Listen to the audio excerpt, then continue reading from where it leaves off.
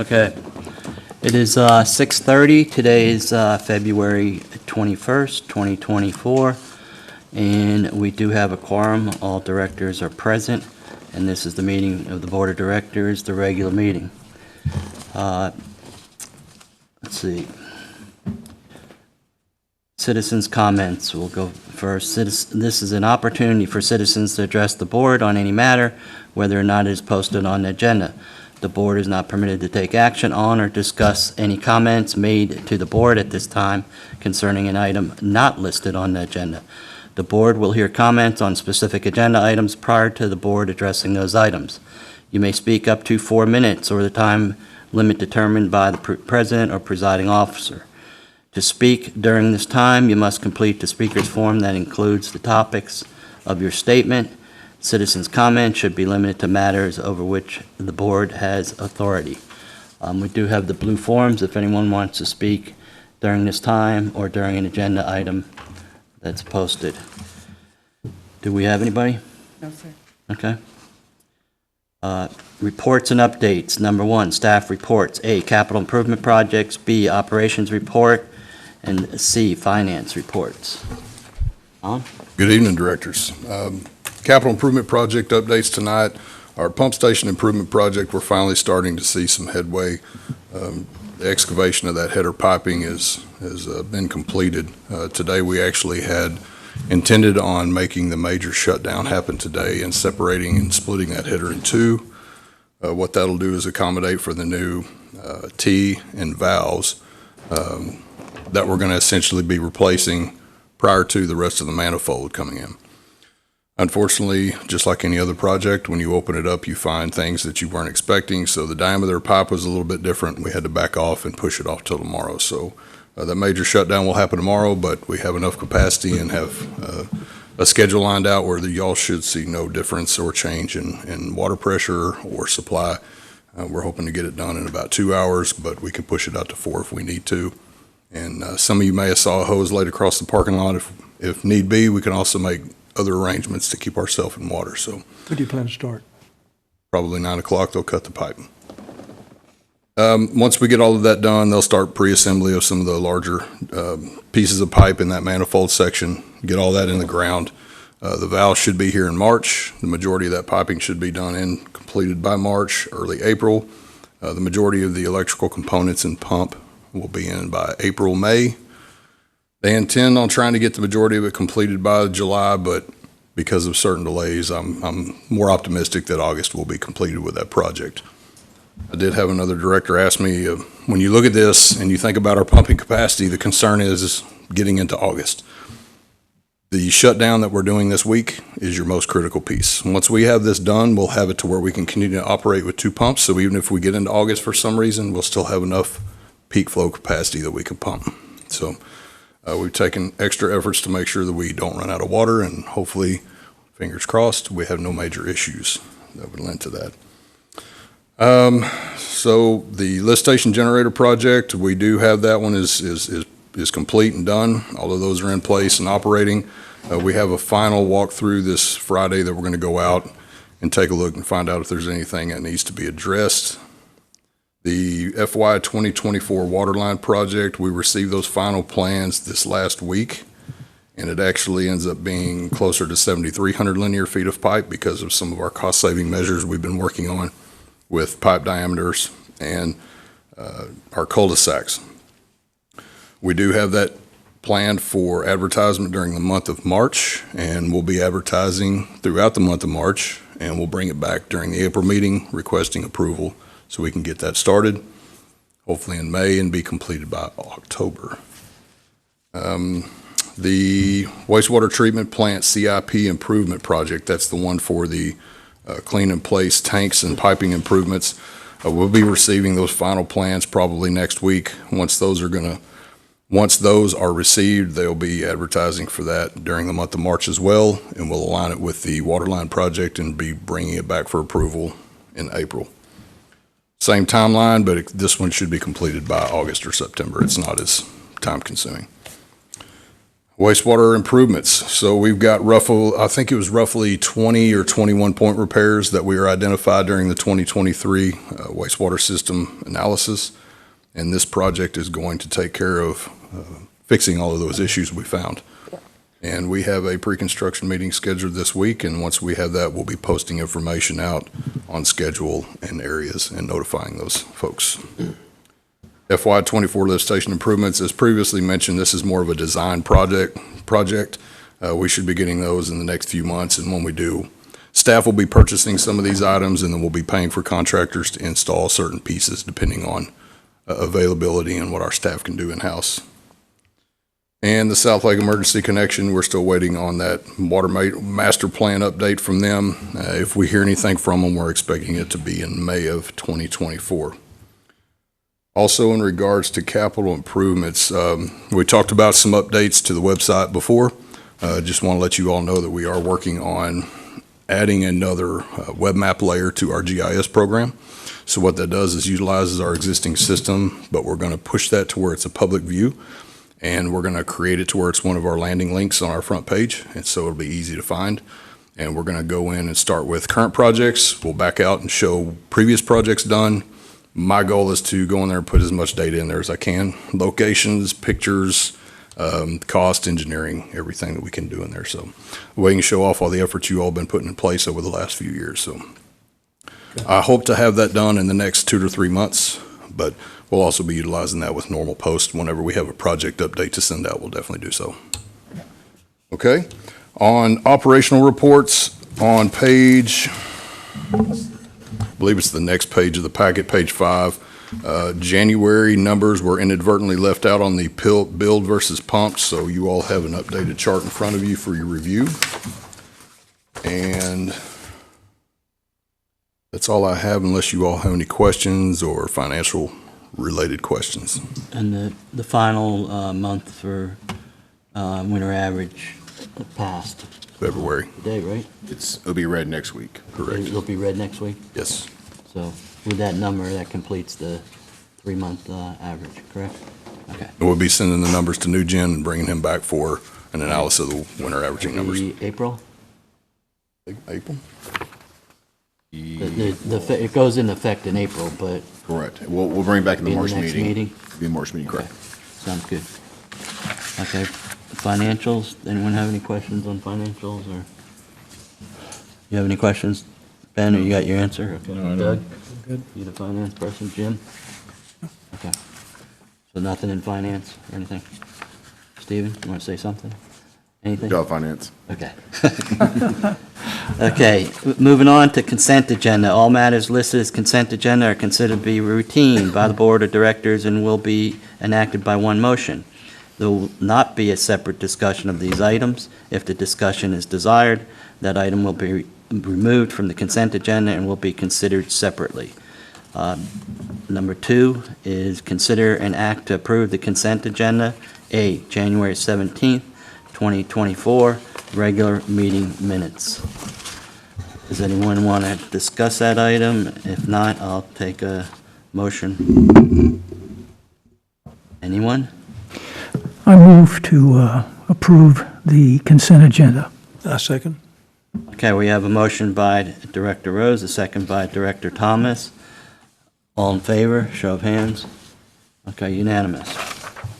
Okay, moving on to the regular session. Before we get started, I just want to acknowledge some people that have, thankfully, thanks for coming. Brandon, you're the new town manager, so welcome aboard, and hope to work with you closely in the future. And then we have 2 council people, Luann and Dennis.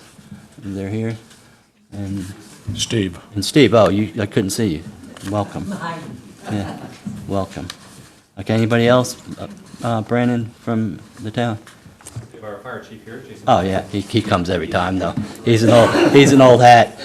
Yeah, And Kevin Not- Luann Odom, a council member, is also here. I know, I mentioned her. Oh, I'm sorry. Yeah. Okay, moving on to regular session. We're going to move agenda item 4 ahead of 3, since that's what most of the people are here for. So you won't have to listen to the compensation study. Number 4, Agenda 4, discussion possible action regarding the use of the district annex building. Mr. Thomas, you want to take the lead on that? Yeah, when I made the decision to consider putting my name forward for the open slot, in the paperwork that I submitted, I listed that, in my opinion, one of the most important things facing the mud is a better use of that annex building, because quite honestly, as all of you know, it's sat there for 7 years doing nothing.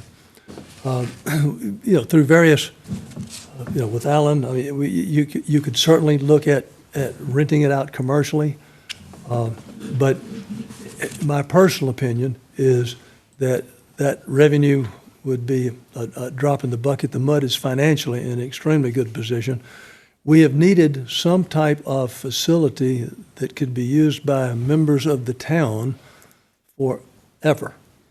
And it just struck me particularly, by the way, I didn't even realize that y'all had made a presentation earlier until I showed up, for the first meeting.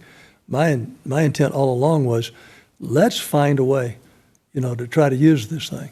Now, Alan sent out some information that I thought was quite interesting. I did not know about any of this. In November of 2021, apparently there was a look-see to see about doing something with the building, and it was only going to cost $142,500. And there's a list of things that would be done. Quite honestly, I can't really decipher from the picture which walls were going to come out. But Connie, I understand y'all are going to speak tonight, and I'm very interested. I've seen your presentation, gone through it, and I like it. I think let's see what's there, and then I can tell you I'd like to move forward doing something. Great. Is it my turn? Ma'am. And by the way, thank you so much for coming. Alan, Sure. do we have Stephanie on? Yes, Stephanie's on. All right. Where is Stephanie? I don't see her. I think she should Jacob, be can you pull visible. up Stephanie? Everybody ready? There she is. Okay. Hey, Stephanie. Stephanie is our attorney, so we're not just talking to the screen. Okay. All right, my name is Marion Hawker. I live on 345 Tennyson Trail here in Trophy Club in Canterbury Hills. So we are here tonight to talk about the opportunity for a community center in Trophy Club. And before I get into some details, I would like to introduce our team to you. We got together about 18 months ago and started working on this project with a lot of passion and energy. This is a grassroots effort, not affiliated with any group or organization in the town or elsewhere. So let me introduce our team members, 5 total. Sarah Miniatas, maybe you want to wave to the crowd? She's a former business owner with over 300 clients. And then next, Marsha Payet. She has a lot of experience working with nonprofit organizations, and Marsha and her husband Jean were also instrumental in getting a community center established in Coppell, as well as they worked very closely with the YMCA to have a wonderful Y built there. And I think it was her husband in particular who also worked with the town of Coppell to build a great, very popular public library. So she and her husband have some background in that space. Then Carol Tombari, she is a former director of the State Energy Office in Austin and a book author. Connie White is a former mayor of Trophy Club and longtime director of the MUD. She's retired from American Airlines. I'm retired from IBM. I worked for over 34 years in various roles at IBM. And in my retirement, which isn't really one, I have several years of experience as treasurer of a local nonprofit. So this is the team, very proud of them. They've done a lot of work over the past 18 months. What is our objective? We would like to see a community center established in Trophy Club.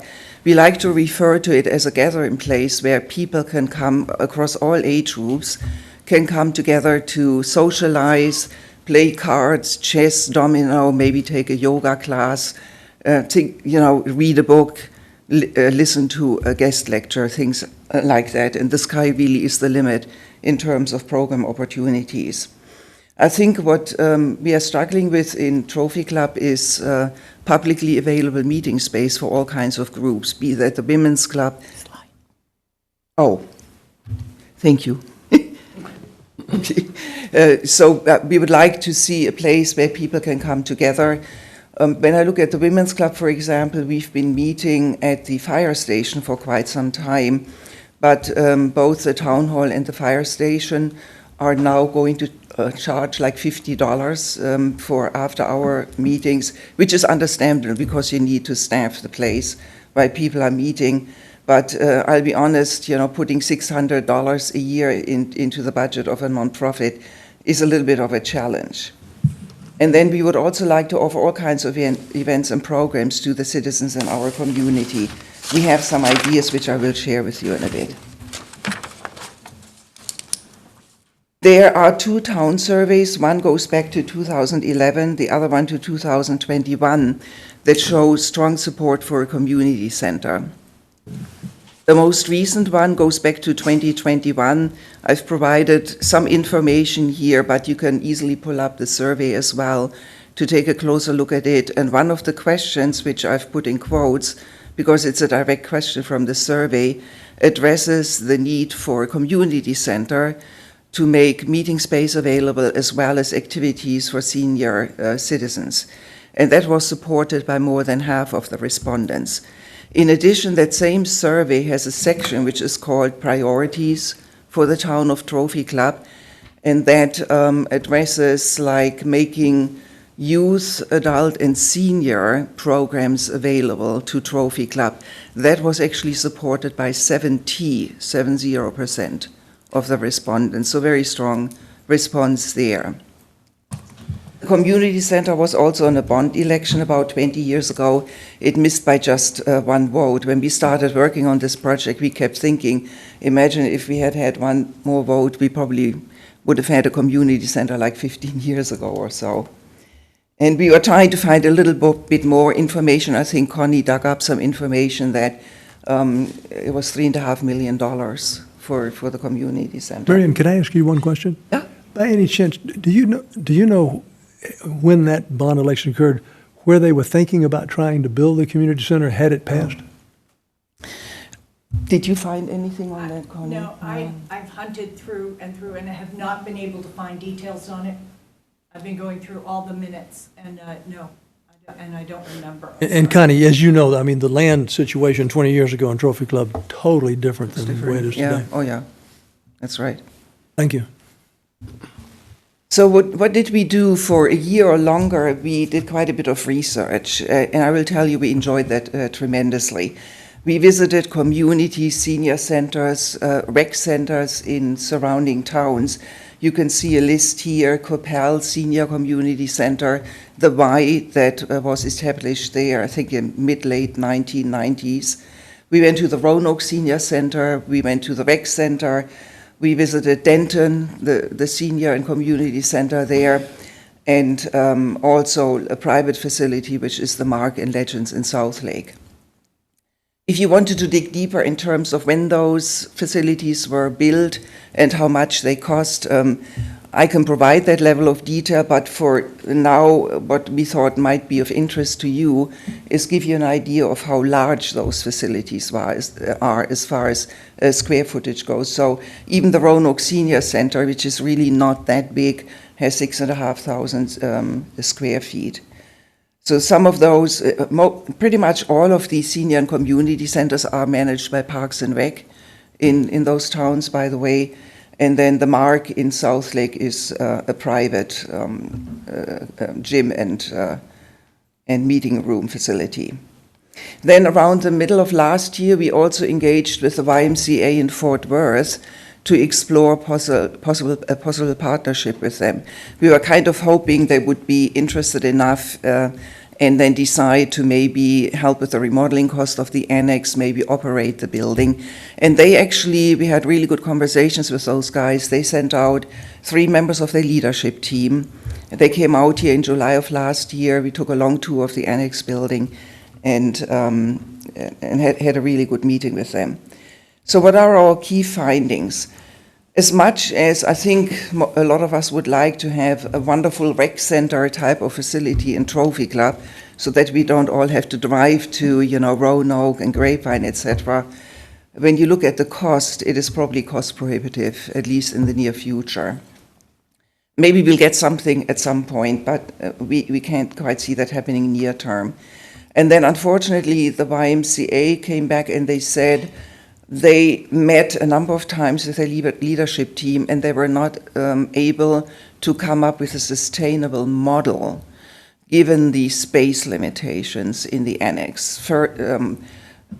First of all, as you know, most of those rooms were offices at some point in the past. So they're fairly small, and they're quite narrow as well. There's only so much you can do. And they felt that the programs they would want to set up in a community, there's just not enough space there. And then also they have certain requirements as far as childcare goes, and that is just really limited over there.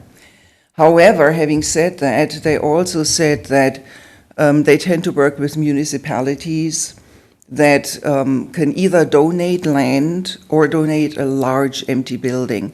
And neither one of that is available right now. Maybe sometime down the road. So we should not lose sight of that the YMCA might be interested in a partnership, which then, of course, is financially quite attractive for Trophy Club. So we also decided, yes, it would be nice to have a facility here, but the surrounding towns really provide workout possibilities for our citizens. I mean, I myself go to Grapevine to swim. I'm a member in Champions in South Lake. Sarah is as well. And I know lots of people who go to Roanoke, to the rec center, to work out there. However, what we don't have, and I think what we really desperately need, is a place where we can provide quieter recreational activities for our citizens. How might we use such, we like to call it a gathering place, how could we use such a gathering place? Well, I already mentioned meeting rooms for local groups that could be made available, and there are options like that in the annex where we could use existing rooms for that purpose. Game rooms, people can come together, play cards, chess. Maybe they want to take a yoga class. I think what we really need, I have a passion for dance and ballet in particular. We don't have any ballet studio in Trophy Club. We used to have one where, parents can take their little girls and boys, and I think we have a room over there that would lend itself to something like that. Then events, guest speakers. We know that surrounding colleges work with towns to make guest speakers available. There are professors who would come here. But having said that, there's also certainly local talent, more than enough local talent, where I'm sure we could gain a speaker to talk about their area of expertise.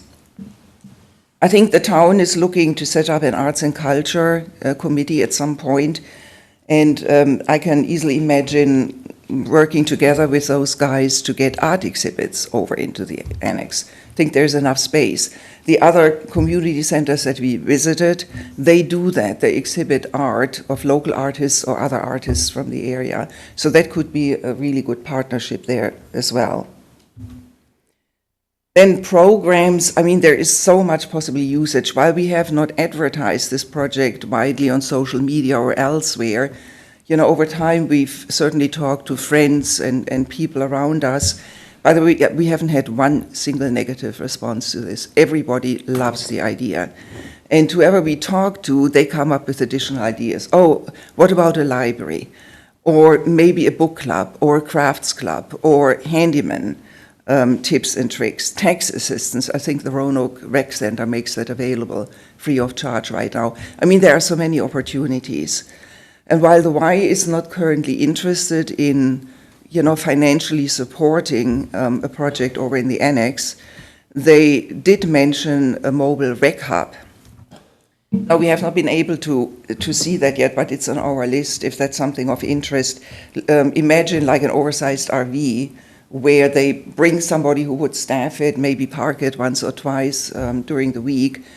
And so it has like all kinds of opportunities for lawn games, mobile workout equipment, and other kinds of recreational sports. So that could be a good way to kickstart a partnership with the Y and gauge the interest in the community in view of maybe, more partnership down the road. As I'm sure you've gathered in the meantime, we've been looking at the annex for quite some time as a potential gathering place. It has been empty for quite some time, and as I'm sure you know, empty places or buildings tend to deteriorate faster than occupied buildings. Also, we feel that, yes, it will require some investment in terms of remodeling, etc. However, at least the building is there. It is something that can be used, so we don't have to wait for something bigger and better to appear sometime down the road, which hopefully will happen. But while this may not be an overnight action either, I think it is something that could be available more in the short term. And MUTS can provide parks and recreational facilities, as I'm sure you are aware. It's within your charter. And then as the demand grows, and we are confident it will, then hopefully the town may consider building something bigger elsewhere. And at that point, we could look at transitioning the MUD Annex over into a dedicated senior center. So any investment we make right now would not be lost. We would keep that as a senior center and then maybe have a, fancy new community center somewhere else. A possible layout we've walked, thanks to Alan, who has been very helpful. We've walked through the annex a number of times and looked at the layout and the rooms and where could we put what. So having said that, and the next slide will show you some ideas that we have, it is not set in stone.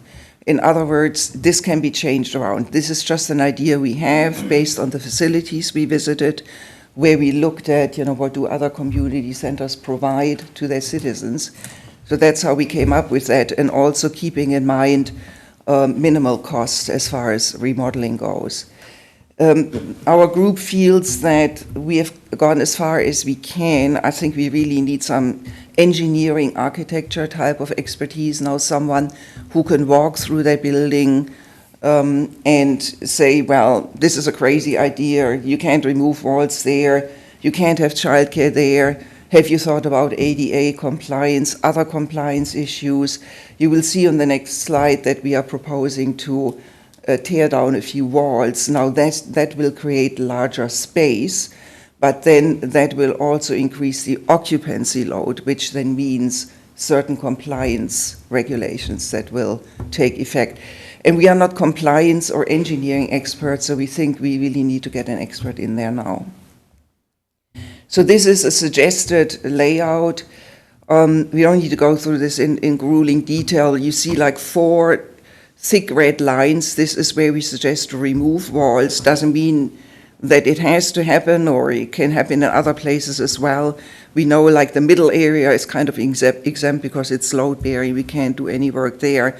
But the purpose of removing those walls would be to create larger space. So for example, the top left corner, a library with an adjoining kids library, where we could also maybe read with and to kids, could be a wonderful program for our community.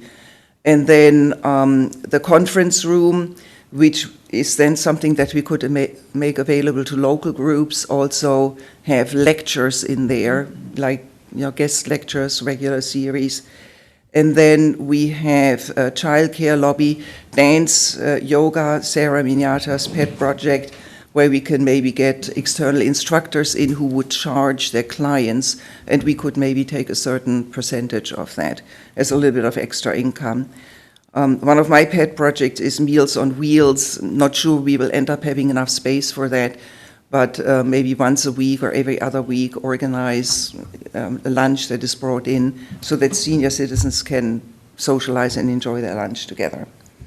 There are things we need to look at, ADA ramp and ADA ramp leading up to the front. We feel that the 2 restrooms that are there right now would be sufficient as far as the number goes, but we probably need to make them ADA compliant. And then lots of storage.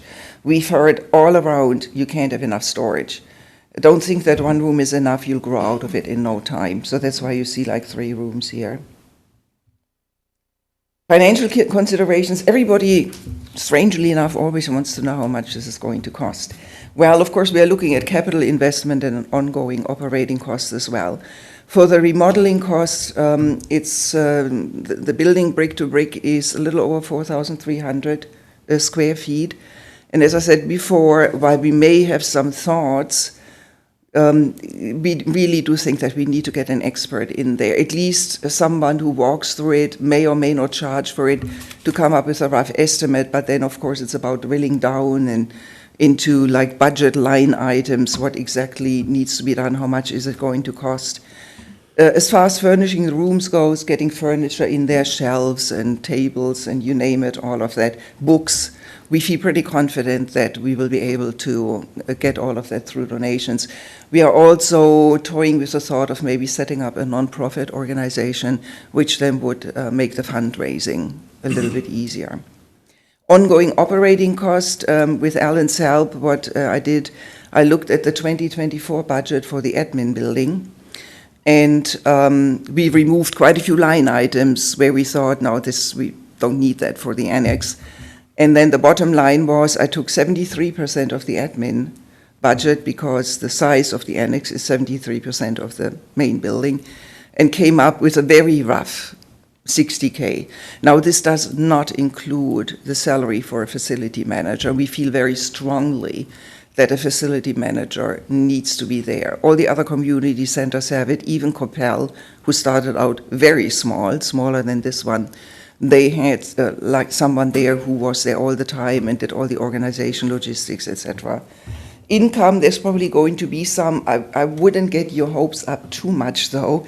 Community centers tend to be an investment into the community, and wherever we went, we also met with a CFO in Roanoke. What we heard was, yeah, there is some income, but it's not going to, not even close, going to cover the ongoing operating cost. So we are looking at maybe some room rental and then maybe renting out the dance and yoga studio.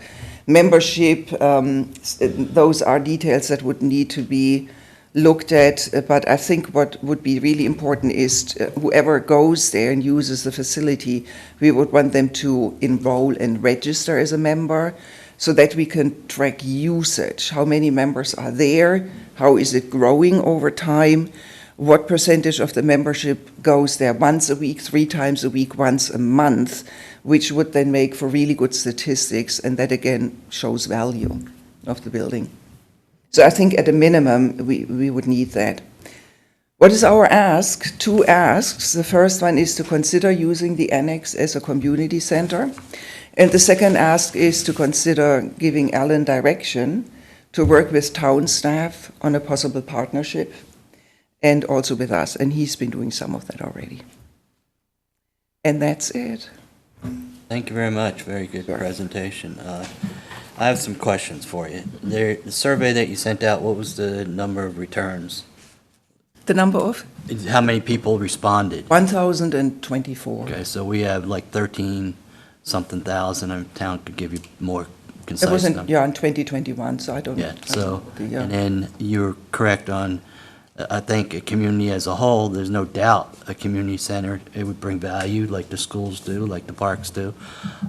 We've looked at this for at least 15, long time, 20 time, years yeah. probably, right, Connie? Yeah. And stuff, I mean, and it's always at the top of the list, but it never happened. The town hall was high on the list, and obviously that got looked at. There was one location down by the tennis courts there, and they saved money by building it where it is now. I like all the labels you have on the rooms, but being in the insurance business and looking at houses, it's very small. You have a library, well, you have to put books and shelves and stuff. And it's only at 111 square feet, which is about a 10 by 10 and a half or something. So to put books and shelves and then have, usually when you have a library, people want to be comfortable, beanbag chairs or couches or chairs like that, so that space would be very limited. As far as a workout room, again, it's a 10 by 10 Yeah. room, and by the time you put equipment in there, okay, only one person at a time can work out. So you look at the size of all these other ones that you have, let me scroll up here, I think you had the square feet, like Capel and Roanoke Senior Center, that's 65 by Yeah, itself. right. Okay? Yeah, however, Kevin, and I don't know if you've been to the senior center in Roanoke, most of the space there goes to a large events kind of room, Right. which they can rent out for Yeah, and parties, but they don't have much else And you're there. talking about having speakers come in Yeah. that conference room? For the conference I room. mean, a lot of people that I'm looking at have been in that conference room. Some actually voted there about 4 or 5 years ago. It's a small room. By the time you Oh, yeah, I have know. tables and chairs, and it'd be very cramped. So what I'm trying to get at is, you have a Capel Center, 13,000 square feet. The senior center, I agree, it used to be a library senior center. People used to go Yes. there and vote. Then you have the rec center, which is huge. It's 38,000. But they have basketball courts and a lot of other And swimming things. pools, yeah, so Right, that, swimming we pools. wouldn't compare that Right. with. The Denton Senior Center, 19,000, again, a lot of added stuff. The Mark is more like a fitness club or something like that, but it's a very nice facility, and it's it's huge, 80-something thousand, or. I think it's on here somewhere, so. But Kevin, when you look at, for example, the Denton Senior Center as well as Coppell, again, they have a huge room with a stage, which Right. is something I would love to have in Trophy Club. Yeah. For concerts, theater performances. We are not looking at anything like that. It would be impossible to do over there. Yeah. But like a large percentage of their space goes into those large events rooms, which is not something we are looking at. I mean, I like that, we're trying to use it. The things you have listed out, I don't really see it. Even like a yoga class or something, there's not a room big enough to get more than like 4 or 5 people in there. Same with the children's daycare or something. I mean, it's very limited. I think you could probably get a, yeah, okay. Connie? Hi, Connie White, 119 Trophy Club Drive. We've been working on this together. And a couple of things to answer your questions, Kevin, because they're valid questions. On the diagram, the library, for example, we show it on one office, but really, if you'll notice, there's a red line there because our intention is to take down that wall. That's also the intention, the reason we need to look, have an architect look at this. Yeah. Does any of this make sense? And we're not talking about an official library, we're talking about like a lending library where everybody's going to bring in their books and other people, and yes, comfortable chairs. And the other thing is you have the conference room. One of the things we've been discussing, we change this every time we look at it. I mean, that's kind of part of it. But is taking the conference room and the room next to it, which was it used to be the IT room, and it's a fairly large room. So if you took those 2 rooms together, now you have a more significant space. Is that the facility manager room? Yes. Yeah. Okay, so then So, now you you have know- to put that person somewhere else. Right. Right. Okay. And which, I know- you could Yeah. put in the childcare and move that someplace. There's a couple of empty Yeah, I mean, spaces. some of these things may go, and put away a game room or something like that, but when you knock down walls, obviously, some of these things will go away. The Meals on Wheels, if you have meals, you have to have the proper facilities, tables, refrigeration, or whatever to do so. And the rooms, I'm just making a point that 4,300 is not a lot of rooms when you take out the hallways, the bathrooms. The big cost is going to be making it ADA compliant, okay? And that, I think, price tag is going to knock you back a couple seats because that stuff is ridiculous. We had to do ADA on these bathrooms and the doors, and it was like, holy crow, it's. Yeah, You that's, remember that, Lori? you know, Lori and was involved as I in that. said, that was the reason for needing to have somebody look at it, because Yeah. we're not And I ADA think- experts. I think before, I mean, it's presentation, excellent presentation. It's just that the size of this building and the amount of money that you have to make it so it works for you as far as renovation and, the ADA compliant and, things of that, you just need to put a price tag on it, because I like that the ultimate goal, hopefully, Brandon, if you're listening, a community center that works. And there's and Brandon could answer this if he wants to, but to put money into a facility that you might be replacing 2 or 3 years from now, it's not a good investment. Well, that was the reason, and Marion pointed that out in the presentation, is that we would, and we anticipate that as we build demand by, having this gathering place, that the town would then move into, in planning, to build a community center. This would then transition to a pure senior center, which we have nothing here for seniors, really. And, it's an opportunity so that it's not lost. Right. And there is land that could be used. The town, correct me if I'm wrong, I hate to put you on the spot, Brandon, but the town actually owns the property across from Town Hall in between Hutchins. Is that not? The town actually built the gravel parking lot because when they built Breadwinners, they didn't have enough parking. The staff, by the time staff parked there, they didn't have any more parking. The same with HG Supply. That parking lot isn't big enough, so the town, built the asphalt next to HG Supply, and they also have that gravel, which is more than just gravel, it's grass out there too. So they do have a place that possibly could look at in the future to put a good, community center that would have all the needs that you want, a workout room, maybe a small basketball court or something like that, volleyball, whatever, but that's the town deal. On this facility, it would work good for meeting rooms or something. The workout room, that's not, there's not enough. We've gone around on Yeah. the workout room and whether that's enough space or not. And again, that's why we need some expert view, because that is questionable space. Yeah. But I still think that it has a lot of potential, for getting together and playing games, for Yeah. getting together and doing, some Maybe a small speakers. casino or something. But, There's an idea. or like we talked about, which I thought was a great idea. Somebody mentioned, bringing in people to give tips on taking care of your homes. Or How taxes. we handle the heat. How, we do a great presentation on handling the heat.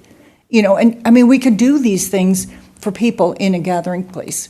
I have no issues. It sounds like you're on the right track. It's just like the amount of stuff you have in here as far as dance room, workout room, libraries, children's library, which they can be combined together, or daycare. You have kids, you know how they were when they're small. You can't put them in a small area. They want big areas, lots of toys and stuff.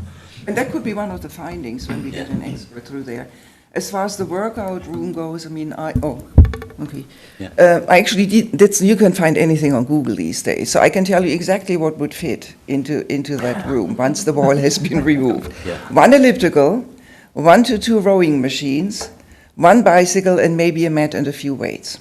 So maybe that's enough for, a senior citizen who wants to come in, get on the elliptical for 20 minutes, and then play cards with their friends. Yeah.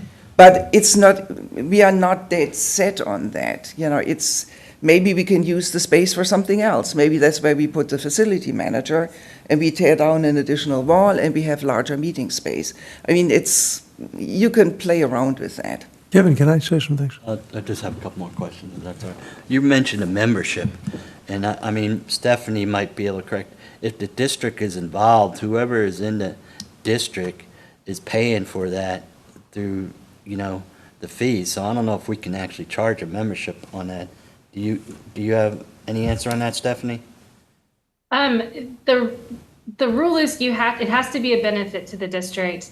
And I think for a membership, I'm trying to see like with amenity centers, sometimes the membership can be for people outside the district. So there might be some sort of Right. way of differentiating between in the district and out of the district. Yeah, I think it was Water Code 49 or something like that, Yes. you can't, districts have contributed to parks or created parks.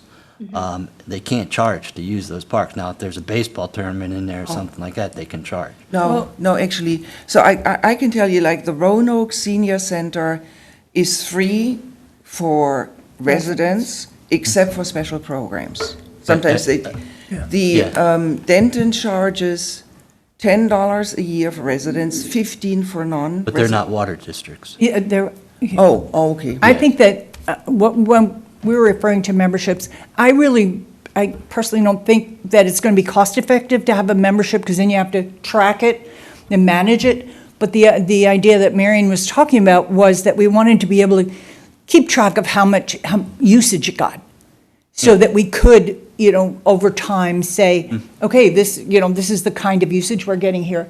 But I think we wouldn't be accurate to say we would be able to make money from memberships. Yeah, one more question, then I'll turn it over to Director Thomas. You mentioned that the fire station was going to charge you $50. Are you aware of that now? After hours, yeah. Yeah, because we own the fires, the MUD does.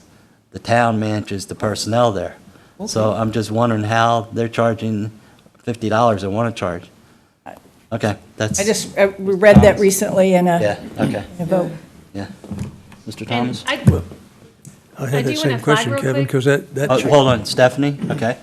Yes, you can charge for use. So I've seen like with amenity centers that not memberships, but if say somebody wants to use it as a meeting space, the idea is it helps scheduling, and it also helps to kind of cover the cost of, say, keeping it open from 8 o'clock to 9 o'clock or what have you.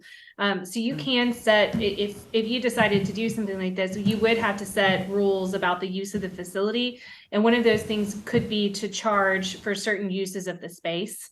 And again, it's meant to kind of cover the expenses for keeping it open and to. So if someone wanted to have time like an period. event, a party or something like that, they could. Exactly, rent it. like meetings, Listen. events, things like that, and you can decide as a board what's a reasonable charge for that. There's your answer. Okay, thanks, Stephanie. Okay, Jim? Well, I kind of perked on that one too, because what Kevin said is, the MUD owns that building. I don't know how in the world you can charge for anything without coming to this board and seeking approval first. I mean, I just don't know how you can do that. Several things. One of the, I was trying to think big picture, long term, as well as short term. Parking. I mean, depending on what you do, you got to have the spaces to do that, and the parking is relatively limited. But just kind of freewheeling here for a second, when the Y came out, did they look at all into the available land back there that's not being used for anything? Because our property goes all the way back to the cemetery. It's a pretty good piece of land. We did mention it. We did mention it to them, yes. Was there any consideration, maybe this is something that as we go forward, but, the Methodist Church has got a huge piece of property butting up against ours. I mean, it's a huge piece of property, and it's being used for nothing. Now, Brandon, we've dealt with the church. You don't get anything approved through the church. You go to the Methodist Council, wherever that is, and they are the ones that control that kind of stuff. But Jeanette was telling me the other day at church that the town is on a path very soon to look at a community-wide Parks and Rec, type of study. And I would love to see this building to be a part of that. And can the building be used somewhere in that? Now, like Kevin, I think it's a little optimistic to put everything in the building that you were talking about putting in the building. It's just Probably, yeah. Irma and I do the Wednesday once a month meals in Roanoke, so I'm very, very familiar with that facility because I'm over there a lot. There are some things that you mentioned that if there was some restructuring of walls could be fairly effective. And we'd have to think about, could we use some of the land back there for, just let the cars park on it, as need be. I'm not sure about child care to start with. Maybe it's something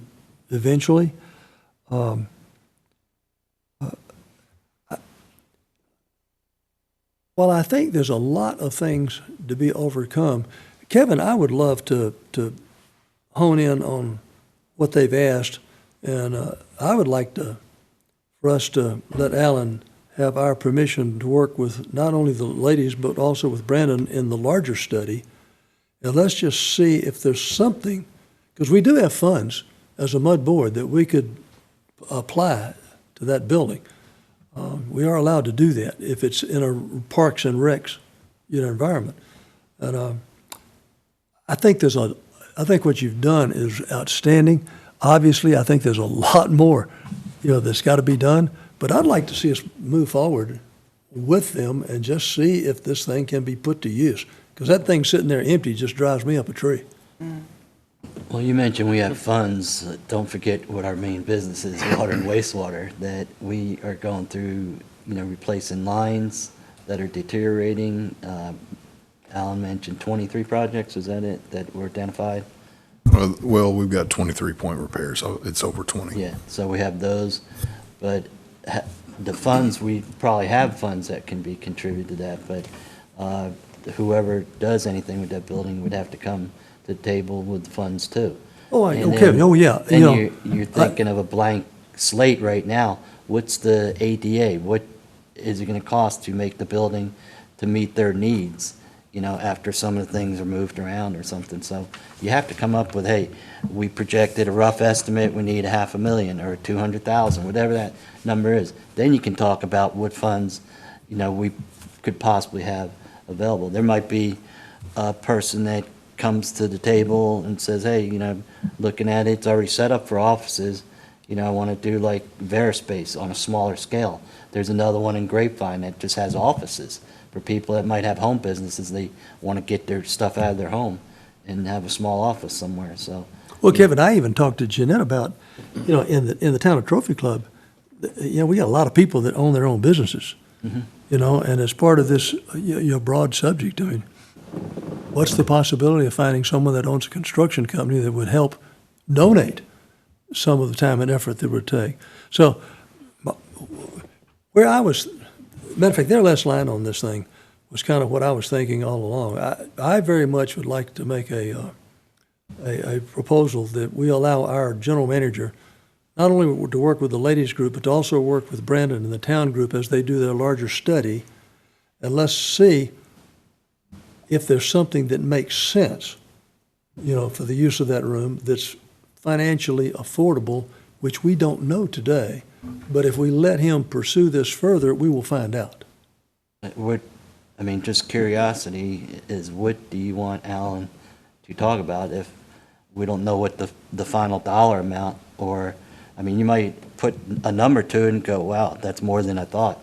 It's not going to be worth, renovating the building to meet all the standards that are needed. Knocking walls down, making it ADA to their satisfaction. To me, the best use of that is a meeting room of some sort. You can knock walls and make more space, have, a library or something like that. I don't have any problem with that. And we already talked about eliminating some of these, kind of slimming it down some, and use that as a temporary until the town, maybe 2 or 3 years, constructs a community center, which I think the town is talking about, and that meets the needs and brings additional value to Trophy Club as a whole.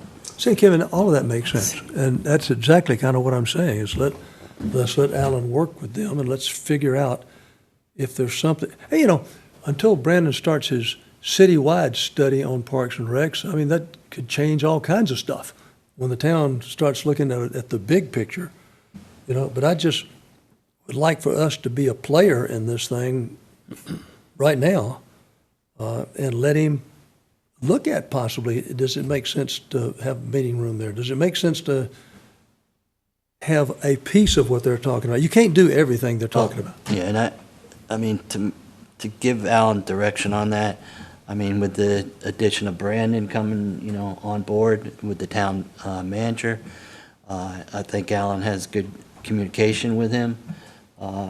There's an open door on both sides, I believe, so it's not just this topic, it's, okay, what are we going to do on the parks? What are, as a community center in there, what are we going to do as far as communicating if we have street replacements, do the water lines, there has to be the communication. Without communication, you're nowhere, because you don't know what the other side is doing.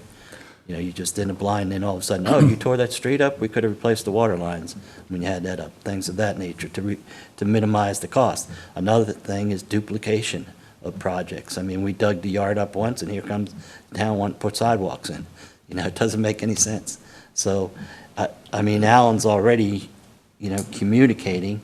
If this is added to his list, that's fine, but, we need to know what is going to happen on the annex as far as is the dollar for the renovation and all the requirements for it, is that going to meet their needs? Sure. And stuff, so. Mr. Chairman, Yes. what I'm getting is they want to jumpstart the use of this with a fairly minor approach to serving the community, and I think you're going to get the participation. I've been paying particular attention to Roanoke the last month. The population over there is under 10,000, and when I've popped into their senior center, there's always been something going on. I picked up one of their calendars. They've got over 60 events going Monday through Friday in the community and senior center. The first time I stopped in, they had a row of tax experts lined up against a wall, and there were people, seniors in there and residents of Roanoke, getting their tax returns helped. I stopped in on a Saturday because there's nothing here on Saturdays, and they had a birthday party going. It was raining outside, and they had about 20 kids in there, and big balloons and games going on the center floor. So it was being used by a large group. And I've seen various other things going on over there. The thing that Director Thomas talked about was the Meals on Wheels on Wednesdays. Mr. Jim's, Chicken Express, Meet You Anywhere, costs a resident over there $4 to go to lunch, and then they play bingo afterwards. I guess that's why Director Thomas goes there for the bingo. It's gambling. I get to hand the food out. I don't get to play bingo. And there are a whole bunch of other things going on over there. So I'm supportive of your two asks, and I don't think but I agree with Kevin. When I looked at the layouts, some of those rooms are very very small. You're giving square footage, and when you convert it to, what's the length and width of some of those, you can see that it was an office at one point. They probably had a desk and a couple of chairs in there. All offices. And so I would like to expand our thinking a bit on this. You're looking for some help with an architect to come in and take a look at the asset and see what we can do with it.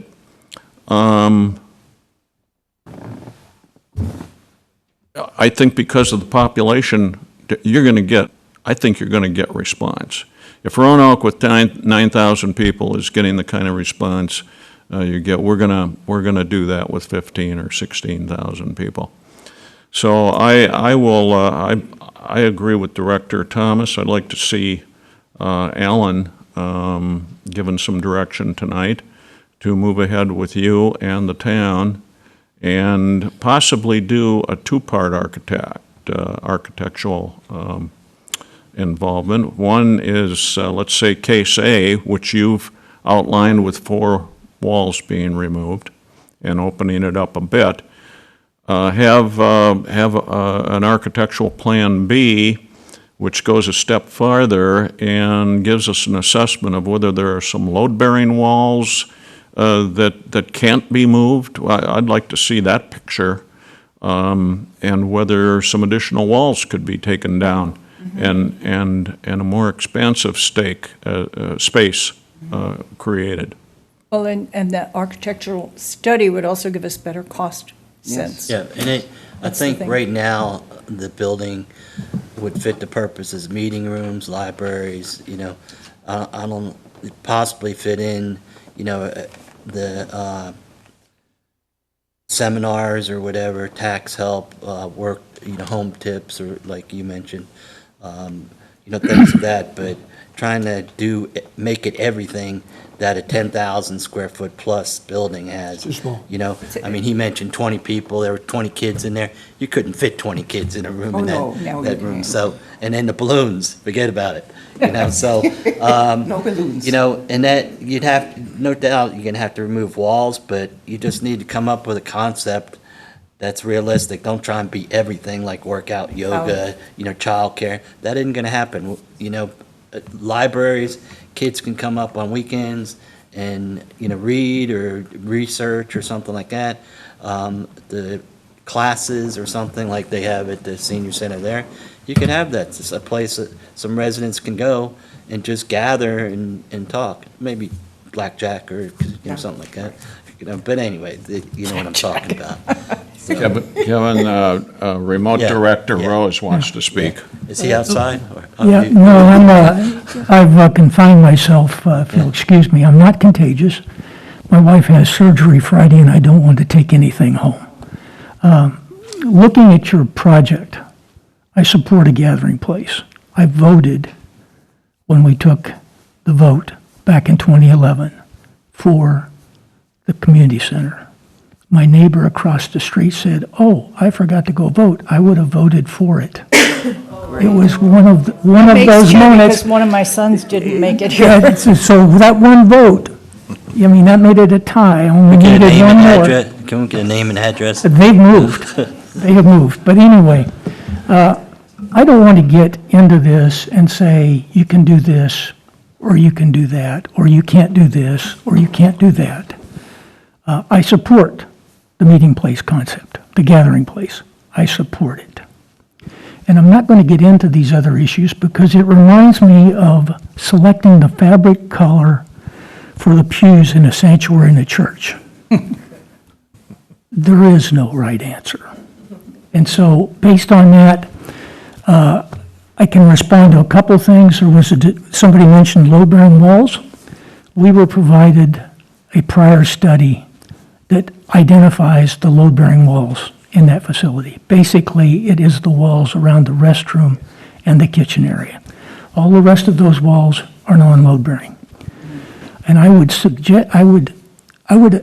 put forth the opinion that even if you were to take and completely gut this space and move nothing but tables and chairs in there, you would have something that might function better than what you might think otherwise, because it becomes entirely usable and you're not bound by walls. So I'm not saying do that, but I'm saying once you get people in there, people are going to keep coming. And it's going to grow, and it is a need that has long been identified in Trophy Club through studies. Now, let me talk a little bit about locations, and that's the future stuff, not this building, okay? When I was on council, and we designed Indy East, I, for one, specifically carved out a spot in Indy East for a recreation center. That spot is just east of the splash pad.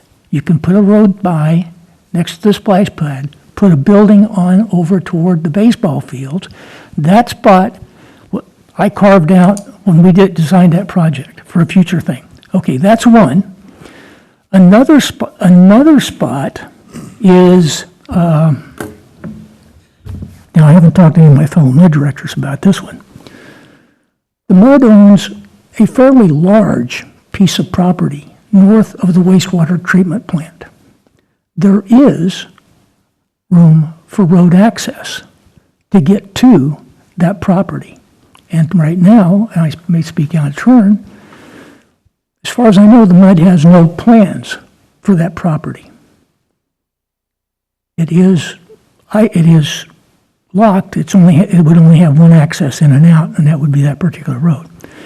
So there are 2 locations that you could possibly put a community center. We, actually, one of the things, we didn't go through all of that in the presentation, but when we started, that's where we started, is looking at all the different pieces of property that had potential. But as we said in our findings, that wasn't going to happen with a small committee here with the cost that we're talking about. That's a long-term project. Yeah. And I think that with the annex, we have the possibility to have something now, in the near term. Exactly. And I support it. And, you know, as you say, going forward, maybe you develop it now and use it more multi-purpose for all age ranges. And then when you get the regular, you know, when we finally get to the point that we get the community center, then we go ahead and just use it perhaps for a senior center.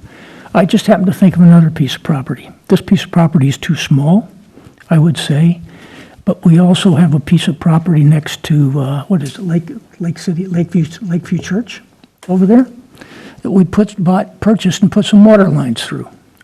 So, I think probably location of water lines would probably impact seriously the use of the property. I think it's pretty small, so I don't think. You're talking when about between the apartments and Lakes? Yeah, it's too small. Very narrow. It would be too small for anything like Maybe this. put 2 bowling lanes there. Yeah, or 3 bocce courts. We have our transmission main that takes up about 15 to 20 feet of that. so- Yeah. So anyway, those are my inputs on it.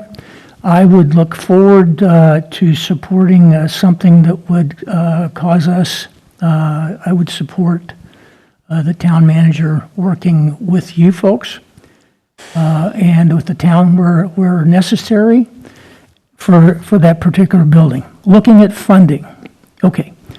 So we have discussed, the attorney made an input on funding, the MUD funding. In the state statutes, we can do recreation, that type stuff. So, yes, we could do that. But there's an issue. The issue is funding, how do we get that funding? In other words, I currently have funding for water projects, water, sewer, that infrastructure, employees, bonds. I don't have something designated for recreation. So what I would need to do is develop a revenue stream to do that. If the MUD was going to do the entire project, say, okay, we're going to do it, we're going to build it, and take care of it, we're going to manage it, all that type of stuff, I would need a revenue stream to do that. And to turn around and say, I'm going to raise your water rates to fund a revenue stream for something like that, I can't quite go there personally. But what I could do is say, if there was support in the community, I don't know whether we did just do an opinion vote. Those generally have not seen too many of those go. But anyway, we could develop a fee.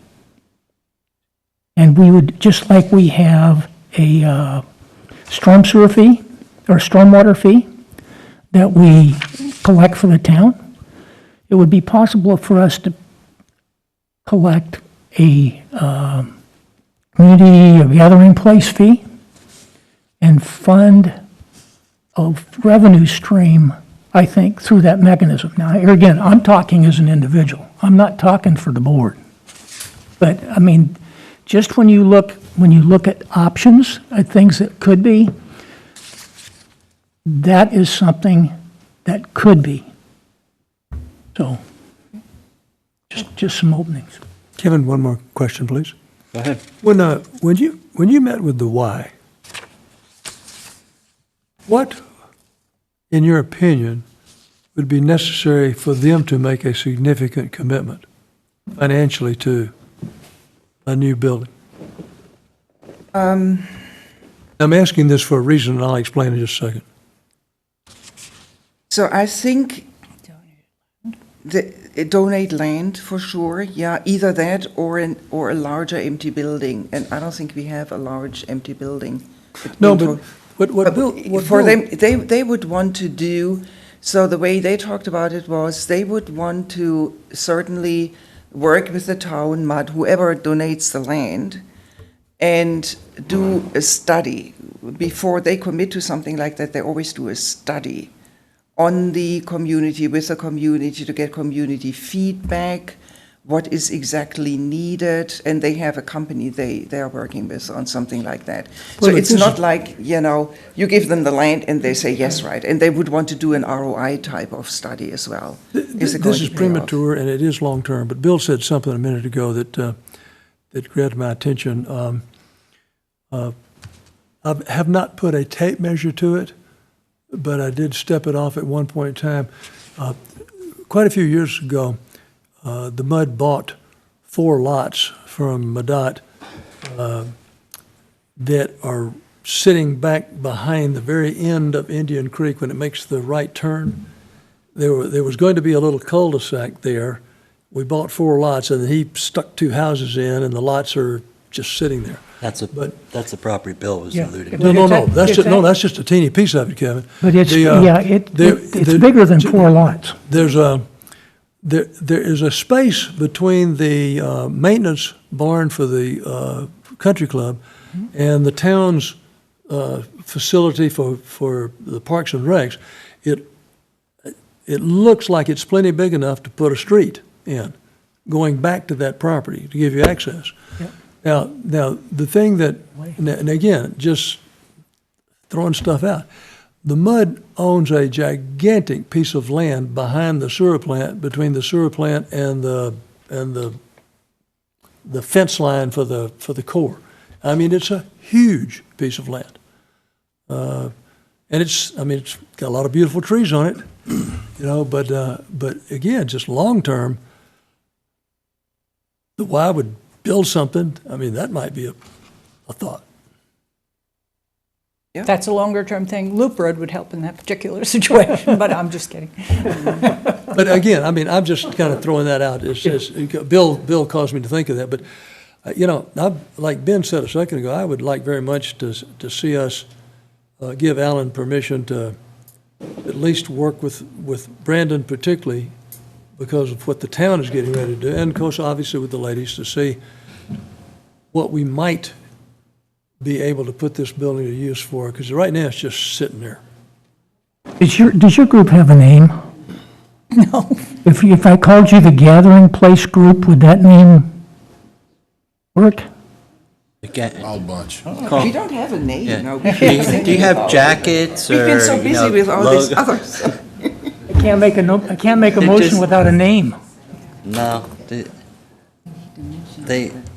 okay, if you're gonna make a motion, you have to be more specific on what, other than just talk. I think the steps are, let's get a dollar amount, what needs to be done, and come up and see what our exposure is on changing that for your use and stuff. Without that, it's, you wasting your Well, time.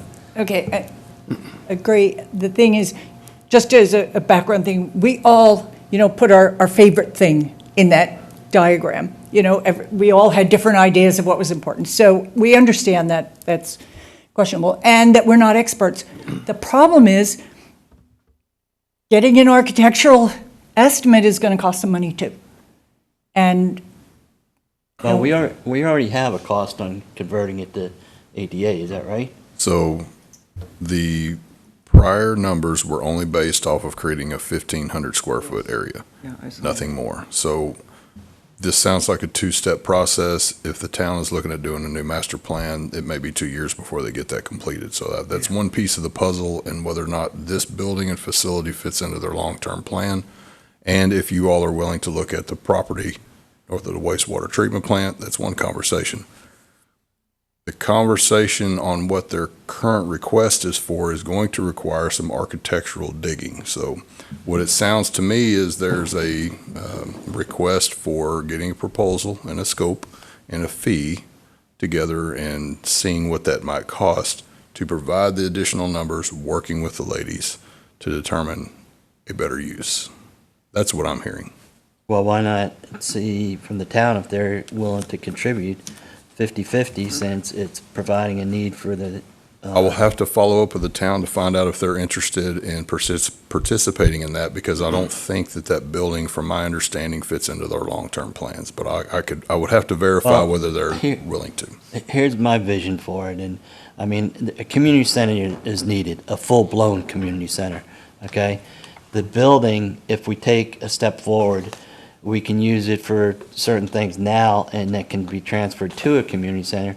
But as I think Bill mentioned, or someone mentioned, that later on, you know, after the full-blown community center is developed, that building can always be used for a senior center or some other use, a library maybe, a research center where you have computers in there for kids to use, you know, or Facility something. for birthday parties. Birthday parties, yeah.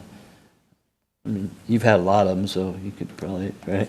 But you could, with balloons, Be nice. with balloons like Ben saw. But anyway, it can always be used for That's right. something that can save additional space on a community center. There you go. You know, so, Yeah. you know, but you need the first step, like, okay, what can we do? And to put walls back in isn't a lot, you know, the community center is built and you want to use it for just meeting rooms or open it to the public to rent or something, you know, on events. So- Which that goes back to the Plan A, Plan B type proposals and understanding and working with the architect that these two gentlemen brought up. You look at it as if you do the wall, minimal expenses, certain updates, ADA compliance, parking related issues, access control, separation of utilities, that type of thing. Next would be if you address the load-bearing walls and make it a larger open space with different setup, what would that look like and what would that cost be? And then you all could consider that on how you move forward. That's what I hear. Yeah, and if you do it, you have to take in the scope of not just nothing against seniors, because I'm one myself, 67 pushing. So anyway, Youngster. you can't just target one area. You have to look at maybe events for parties or something for the kids and things like that. That would be part of the architect's Yeah. overall And- directive, was to create those ideas and understanding. And the firm that we work with, they have collaborative folks that do these types of projects Yeah. at a larger scale. I mean, I don't have any problem. It sounds like, you know, there's 3 people that want to give you direction, but the first direction or the first thing to figure out is maybe work with an architect or something that has experience in, you know, small meeting places and see what they come up with and the biggest bang for the buck for that size of building. And then work with the town and see, okay, what are we talking about in the future? And what land is available for the mud? That has, you know, the area down by the treatment plant, which, I don't know, building a community center by a sewage plant is the best idea, but, It's going to have a great view of the lake. You look the other way, We Kevin. got that thing where it doesn't smell at all. You just put up a Hey. big wall. Look the other way. I don't care what it, I'm just saying, you know, that would be there's a reason why that street is called Hershey Way right before, you know? So, anyway, those are the things, the path that I think you need to go down is, okay, what are we gonna put in there? What's 1, 2, all the way to, you know, the must need to make it work now? Okay, work with the town to see what they're gonna do in the future to fulfill everybody's needs or wants, the community center. So that's my view on it. Okay, Doug, you've been quiet, man. I've been quiet. But I've met with these 2 ladies and my wife, and, you know, we would really like to see a simple, small start. And using the annex, I think, is a good place to start. I mean, it's sitting there idle. It's a beautiful facility as it is. I think we counted 16 small rooms. Verispace, you know, I don't know if it's a Verispace type situation, but I think we should look at that as a possibility for other uses for the annex, because this is the first presentation we've seen to use that space. And but yeah, I like Director Rose's idea about just taking out all the walls, except I don't take down the load-bearing walls, of course, but just really open it up as much as you can and make it ADA accessible, and you've got a space. So, and then start out small. You would have maybe a part-time manager for that, to organize the thing, to keep everything squared away and just keep it small, a simple, small start, I call it. And I like it, and I would support both of your asks 100%. But, yeah, what the city plans for a community center that full-blown with swimming pools and that kind of thing, I don't know if this is the right year for that, but maybe in a couple of years, maybe that could be looked at very seriously. I know they're looking at it now, but For the long term, that's true. Yeah. at the price of things today and the future that we've got out for the markets is just not, nobody can tell what's going to happen. So, but simple, small start. We get a contractor in there to give us a ballpark, what it would take to take the walls out and make it ADA compatible. I don't think that should cost very much, It was mentioned that perhaps a contractor would do it for free to come in and give you a ballpark. And then that could be a number we could look at. So, but I'd have yeah, to- this space over here does reek of parks and recreation, and what I told my wife is it's a capital R for the city, a city project. We are a utility. Our business is water and wastewater. And what are we doing messing around with a rec center? But it is a space on our property, and I didn't know, but the city built that space. They built that building. But it's on mud property, so we consider it a mud building. Well, and it is recreation, and that's one of the reasons why we recommended that Alan be able to work with town staff, Yeah. because I think it's appropriate to do that. So I totally support a simple, small start, but think small. Okay, thank you. Okay. Anybody have anything else? Bill? I think I have a motion, Okay. if I can read my writing. Think or you know you have a motion? I'm sorry. You think or you know you have a motion? We'll stagger through it. Okay. Hey, Bill, is it possible just to lift the mask up? I'm having a hard time hearing you through the mask. I'll only exhale. Okay, I move that the general manager move forward with the citizens group to assess the development of the annex as a community center and in conjunction with the town's general manager. I second that. The town manager, not a Yeah, general manager. I'm sorry, with the town manager, with the town's town manager. Okay, we have a motion by Director Rose, a second by Director Thomas. Any further discussion? I see none. All in favor, show of hands. Okay, unanimous. So, Alan, do you need more direction, or? No, I'm clear.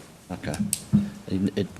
Find out what the needs, what the cost. I'll work with Brandon, And yes. then come back and give us an update, and possibly, maybe might have a joint meeting to discuss this with the town. What I'll do is I'll meet with Brandon, and I'll probably have to get with Matt as well and talk about That's good. compliance issues, and we can get a rough construction estimate based off of our conversation, I think.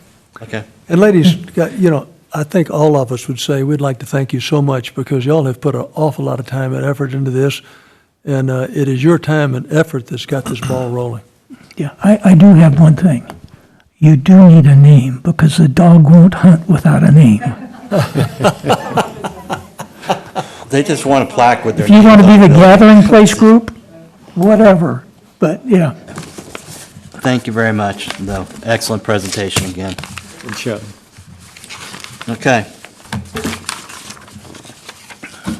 Lori, can you turn that thermostat, make it a little warmer? It's getting a little chilly up here. These guys got jackets on. Thanks, Mike. Are you going to have goosebumps? Well, that was fun. Yeah, I'm glad to see Okay. something happen with that.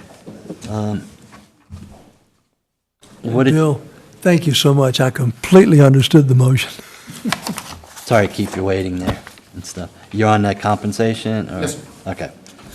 We're going to move back to agenda number 3, discussion and possible action regarding class and compensation study. And what was your name? Matt Weatherly from Public Sector Personnel Okay, Consultants. thank you very much for coming. Very good. Alan, you want to start? Yeah, I wanted to remind you all the reason why he's here tonight. Matt has done work with us the last, I believe it's 3 years now, working on an annual evaluation of our compensation and classification, setting up, making sure that we're fair and comparable when it comes to our salaries and wages. You all are aware of that, and I've shared that openly with you all. So during the budget process last year, there seems to be some differing opinions on what staff is paid or what level. So all this is generally, I wanted Matt to come in here, put a face to the name, get to know you all a little better, let you know who I communicate and work with. He's the professional. He does this all over the country. We're going to work together to come up with comparators, competition. We're going to work together to make sure we address any issues or concerns you all see. I'd like to build out a policy that we can review and we know exactly what that policy states. It helps me during budget time. And we're also going to break out the benefits portion too, so that way if you all have any questions or specific requests, we can have all of this addressed during the budget process, so we're not getting to the end of the year and seeking guidance or information at a later date. So, Well, yeah, the biggest thing that I had, As a new kid, do you mind giving me his last name and the company? Yes, Matthew Weatherly, Public Sorry? Sector, Matt Weatherly, Public Sector Personnel Consultants. you can call him Mr. or Sir. Hmm. My biggest thing, as I said last time, was here it is, I don't know when it was, October, November, and we had to make a decision that meeting because obviously we get the information, good numbers, or final numbers late in the year. And then we have to vote the same meeting and it doesn't make any sense. Sure. I'm glad we're starting earlier as far as you coming in and finding out, okay, what are we looking for as far as the numbers? When you look at this information, do you look at job descriptions, size of the town, occupants or residents in the town? Do you put all that in the mix, or? Yeah, we'll be looking to affirm our methodology really through our discussion this evening. Okay. But yes, is the short answer to your question. Okay. And Alan, do we have job descriptions listed out for everybody? Absolutely. Okay, perfect. Yep. I knew we did. I knew that. Absolutely. He's going to go over all of that stuff with you to give you Yeah. the broad, and then Okay. he'll seek input, So- what we're looking for. And right now, it's like we compare to other cities that are a lot bigger, or someone like a Highland Park that's kind of similar to Trophy Club as a whole. Not a lot of commercial in it, mostly residential. But when you compare it to like a Roanoke that has a lot of commercial and stuff, it's a different deal. Or a South Lake or Grapevine has a lot more people, and they don't do the same job description as us. So that's the things I'm concerned about. As far as the medical, retirement, that's pretty much the same across the board in a lot of areas. The deductible can go up and down anywhere $1,500 to $3,000 or something like that. And, I just want to make sure that we aren't like trying to keep up with the Joneses when the Joneses have a bigger city, or their people do, have a different job description than our people. Ready? Yes, sir. All right. I will cover the methodology, attempt to answer some of your questions. What I prepared moves fairly swiftly. Globally, the intent behind doing studies like this is really to arm you with data, to make informed decisions, certainly on a timely basis. But really, to Alan's point as well, pondering something that looks like a policy, a philosophy, a strategy, that really doesn't leave too much room for guessing, right? To provide staff with direction, so that if the funding is available and the intent and the philosophy match up, we can align whatever our compensation plan, our total compensation offerings are to that stated philosophy. The goal, obviously, is not to throw too many buzzwords around, but we want it to be very defensible. We do want it to be sustainable. We want it to obviously make, great, good business sense. But there is some nuance to the question that you're asking as well, as far as job comparability compared to community comparability, just in an effort to try and get data from places that do have like jobs. And that can be a little bit of a challenge, looking at other districts of different sizes, looking at local municipalities, looking at the private sector. But certainly the intent is to provide you data so that you can make or develop some strategy and some policy. Just as a background, we've had about 25 years of working in the Metroplex, doing between 30 and 40 studies a year just at the municipal level, probably within 50-mile radius of here. There's a lot of shovels in the ground. There's a lot of demand for people. The last 18 months, I'm going to take and put on a shelf because they've been extraordinary with respect to inflation, turnover, demand for workforce. I think it's going to prove to be a little bit of an exception. But the reality certainly is, how do we budget annually for salaries and benefits? How do we reward and incentivize the behavior, the performance, the longevity, all of those things? What data can flow into that? So certainly we want to be in a position to arm you with that information. I think we can do that in probably 45 to 60 days from this evening, if we have, kind of an idea of where we want to go and what data we wish to collect. This is kind of for futuring a little bit, but as you talk about a strategy or a policy or even a philosophy, it's important to acknowledge what factors influence our ability to get and keep staff. There are so many competitive neighbors right now. They have both the ability and the intent to slide pretty far right on this aggressive scale of compensation. Almost all of your neighboring cities have a stated philosophy that really firmly says we want to be at market, or we want to be at the 75th percentile of market, or we want to be at market plus 5%. That has been fascinating to be on the fringes of, and also the reason why I attempt to avoid regional council of government meetings where there's council members from 4 cities that are constantly fighting over staff, because I live in the middle of that data, but it is their money, not our money. It is tax money. But really, when we look at those factors, I think the district does benefit from some really good retention, making sure that we don't underdo it, making sure that we don't overdo it. So kind of finding that sweet spot with respect to compensation and benefits. I mentioned the competition. It's certainly all around us. Your turnover is low, which is great. Your geography, there's so many other employers out there, both public and private.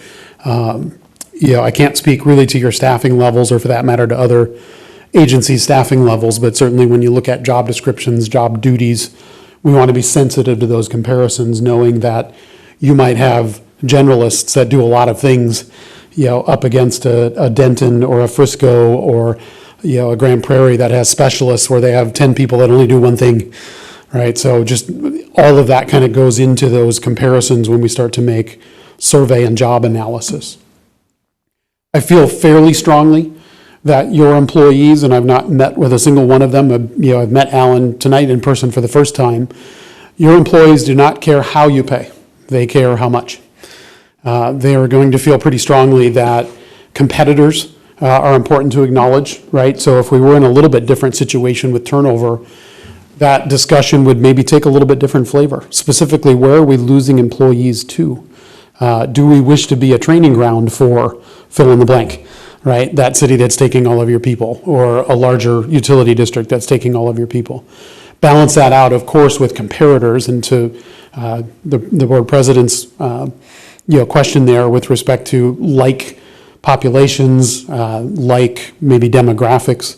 Yes, I think that is important, but it is probably more important at a size-sensitive level. Perhaps if I was to compare your general manager, I would need to exercise more caution about size than I would perhaps an equipment operator, a plant operator, even an administrative assistant. Those duties are very comparable, I would say, regardless of the size of agency. But your top maybe 3 to 5 positions, we have historically needed to be very careful about those comparisons, because size does start to matter when we line up scope, budget, span of control, staff size, that kind of thing. The goal for job matching, to your point as well, taking your job descriptions, looking at job descriptions in these other jurisdictions, we attempt, while we do bring in private sector data, the beauty of looking at other cities, looking at other districts, is that they're either public or they're quasi-public. Meaning they have job descriptions, they have formal salary plans, they have pay ranges, and it's public information that we can get. That's also the challenge, right? We live in a fishbowl. Your employees are also very savvy, if not have already been approached by fill in the blank, because that has occurred in the last couple of years for a lot of our clients like McKinney, Allen, Louisville, where things are getting a little bit more aggressive. People are being recruited right off of their equipment saying, ooh, you have a CDL, we want you. We're going to steal you. The market data is intended, as I mentioned, to really just be used as a guide. I want to answer 2 big questions. One, how are we doing compared to those we're competing with? And the follow-up is not to box you into a corner, and that is, where do we want to be? Where do we wish to be in relation to our neighbors to ensure our ability to recruit and to retain? Historically, we have looked at other districts. We have also looked at nearby cities. The challenge with a couple of the park cities is, they don't have quite the infrastructure that you do. They don't have plants. They have distribution. They may have collection. They don't often have plants. And so you kind of end up wanting, in some regard, for trying to find like agencies, simply because you're in a little bit unique set of business lines and a very targeted set of business lines. For reference, we wanted to also include a note here, because the town of Trophy Club does compare to some of those park cities. There are some comparators in common here: Colleyville, Flower Mound, Grapevine, Highland Village, Keller, Louisville, South Lake, the Colony. Those agencies you also compare to, and I bring that up in the same breath as discussing both pay and benefits. You're at least 80% correct as far as the benefits don't move the needle a whole lot. They don't change quite too much from public agency to public agency. The nuance might be who pays for dependent health care. Just as a policy, as a strategy, and even just as a dollars and cents, what is our cap? If we give you an allowance, and it's very easy math, if we give every employee a certain allowance, and that covers their health coverage, but it doesn't cover any of their dependent, is that what we want? Do we want to cover some dependent coverage? Do we want to try and offset that cost, a la probably retention, I would say? And this is something that the public sector has struggled with, certainly past or post-recession, really struggled with cost sharing. From about 2010 to 2013, 2014, you started to see, cities around you kind of scale back a little bit how much they were paying for health insurance to kind of rein in those costs and still leave a little bit for salary adjustments. I won't say that it's skewed completely in the other direction, but I want to bring to you data so that I know what other agencies are offering. Even if it's not by dollars, it's by percentage of total premium costs. Go ahead. Matt, in your business, how you define the compares? The reason I'm asking that is there's a huge difference between Trophy Club and some of these towns that you're saying that we compare to. Yep. So what does that compare mean?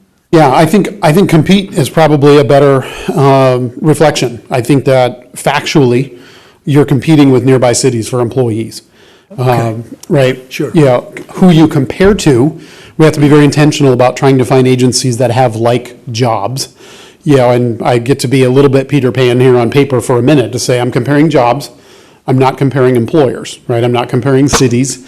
And that's a very, very real struggle, right? Having done this for cities of all sizes, to tell a Corinth that I can't compare to Frisco, the Colony, Denton, and Grapevine, even though they lost 80% of their workforce there. If I was to start a list from scratch, it's really a employee commute discussion, right? I would challenge that probably 80 to 90% of your jobs you're going to fill with people that already live within commuting distance of your building. But compete, I fully understand. Yeah, so I think the comparator piece of it, to make sure that the data is topical, needs to be pretty localized. The majority of your workforce lives here, they're going to work here. You're probably not going to get somebody to relocate to take your entry-level operator position. You might get somebody to relocate to take your general manager, your finance manager, that kind of thing, but a little bit rarer. So certainly we could cast the net farther and wider to more comparator-like agencies for those top positions. But generally we start with geography. That is simply where do people live and what are their options, right? So if I have a wastewater treatment certificate or a water distribution certificate, what are my options? And am I going to move my house or uproot the kid's school district, or what are my options within how far I'm willing to drive? I think that builds a lot of the list, just kind of from a factual standpoint. Okay, the reason I asked about job descriptions, we're a utility district, okay, the TRA, or Tarrant Regional, and those things, they just do water, is that right, Alan? They do water and wastewater. And They have water operators, they have general managers, they have finance people. But again, They're at a regional level, though. It's regional. Yeah, that's what I'm getting at. They handle it for a large Multiple number, jurisdictions, like sure. Grand Prairie, South Lake, West Lake. They're basically a big conglomerate that they have distribution arms that they handle. We're a mud within a town, And Alan's job isn't anywhere close to a utility director or whatever they want to call themselves, supervisor of a town. You mentioned the retaining part. I know from just looking at the history of the town of Trophy Club, they might as well put a carousel at the front door there because it's like spinning all the time. People, coming in. And it's not just one area, it's the whole thing. I mean, from finance to town managers Across the to board. police, what? Across the board. Yeah, it's great. As I said, the last town manager, they just got done giving him a raise, and like less than 2 months later, he's across the street. And you can't blame him. Hey, more power to him. Go where they're going to pay you the most money for doing the same thing. And that's what it's about now, is that trying to, we are very fortunate here where our employees, I guess they feel they get treated fairly. They like working here because it's not a big city type of environment. It's limited to 4 square miles.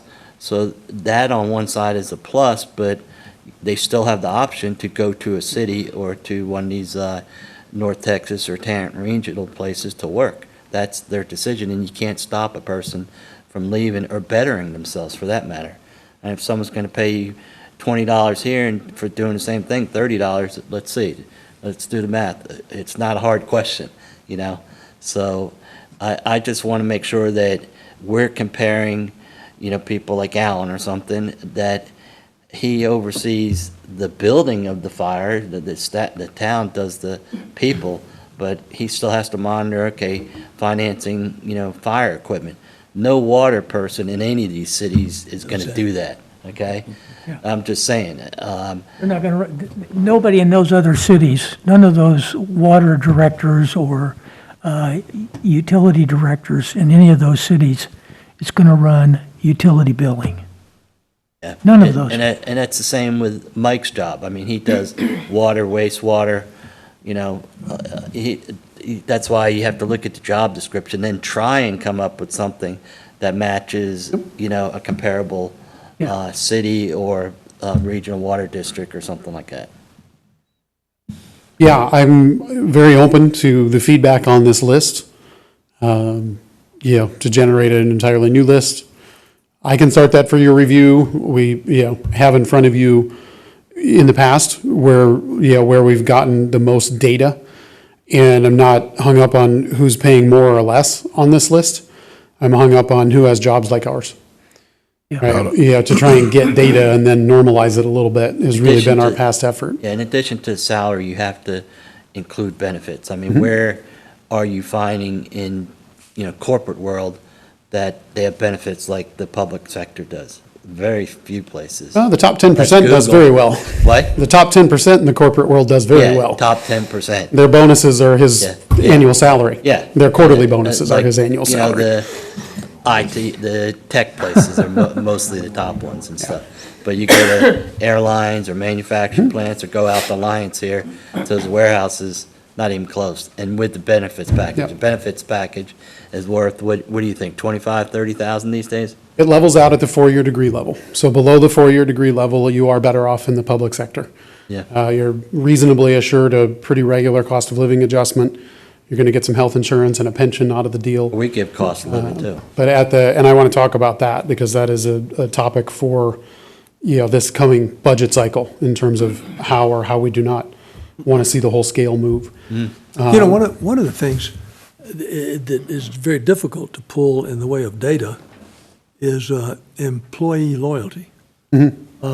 Mike and Alan do a really, really good job of managing their employees. We've been blessed having minimal turnover. Like Kevin was saying, the town have gigantic turnover. But just yesterday, what's driving this comment, just yesterday I met with Chase Ellis, who is the new Park and Rec manager for Trophy Club. He's commuting from DeSoto, 45 to 50 minutes each way, because Brandon, who's the town manager, got hired out of DeSoto, and he's moved up here because he wants to work for Brandon. And that loyalty factor, plays heavily in this stuff. Sure. Yeah, I think we're in a little bit of a luxury position, but again, I want to arm you with the information that you find relevant to make your budget, choices. We can come back to the comparator, competitor discussion. But using the data, I think to frame up a philosophy, a strategy that says pay plus benefits, where do we wish to be? Do we want to be at median? Do we want to be a little bit better than that? The intent really would be, to use or develop a salary table that sticks around, that is not dramatically adjusted by large inflationary cost of living adjustments, meaning very specifically, and this will seem overwhelming, but I want to illustrate this. The idea would be to develop a structure that allows us to move jobs when the market says so, rather than the entire structure moving. So a cost of living, for example, would be appropriate to apply to the salary, but not necessarily to the scale, right? And there's a balance there. The last 18 months, pay scales have moved on average 7%. Before that, in the civilian ranks, it was 1 to 1.5% a year. So I'm going to treat maybe 2023 as a little bit of an anomaly. Can I assume that as you gather your data by job description, that you also gather time and employment turnover? Yeah, you can get actual salary data. It's a little bit skewed, by some of what you just said. Some of the comparator agencies that we've used in the past use a very performance-heavy model, and others use a very longevity-driven step plan model. Right. So that piece of it gets a little bit less reliable. And I would also say from city to city, agency to agency, the range width gets very volatile. And so you can see some numbers get skewed if a very wide pay range exists where somebody's paid pretty high, simply because their salary has grown over that amount of time. So we're midpoint people, I guess I would say. I'll jump to this slide, because the intent behind a pay range is to leave room at the entry for a new hire and to really drive your journey level competent performers to the middle of your scale, and then leave the top of the range for those either long tenured or high performing individuals. But the goal would be to not necessarily hit this pay range over and over by 3 or 4%. Hit salaries by that, let them move through the range, right? Making sure that, we've got room for new hires. Now, we're also in a luxury position because we're not hiring 10 people a year, I don't think, but we don't want to leapfrog a new hire over top of somebody that's got 3 or 5 years. And that can also occur if the scale keeps moving, right? Because right behind maybe all this inflation has been a discussion about living wage and driving a new nail in the bottom or the floor.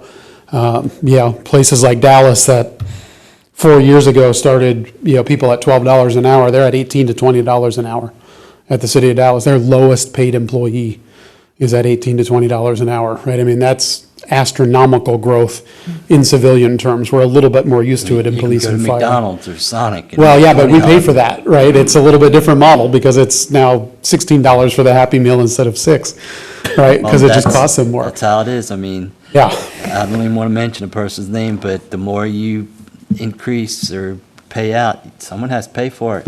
You increase minimum wage, guess what? Company's not going to eat it. yeah, we don't have that luxury in the public sector quite nearly as much. Okay, well, if I can interrupt just a moment here. Question for Alan. As you're looking at, you provided a chart back there. Yeah. A salary range, a salary chart. Okay, so first of all, my background. I'm retired Air Force. So I come out of a government pay scale type operation, pretty well set, depending upon rank and longevity. So I've worked under that. I'm also a retired airline pilot.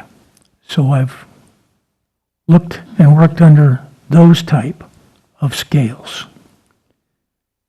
While I've been on the utility district board, I've been a hard driver. One, to get the salaries for the employees in what I would call an appropriate range, and specifically within that range where they're located, with a longevity thought in mind. So I'm a believer in using step salary increases for longevity to a point, and then that entire scale that entire box is moved as inflation, local CPI is moved.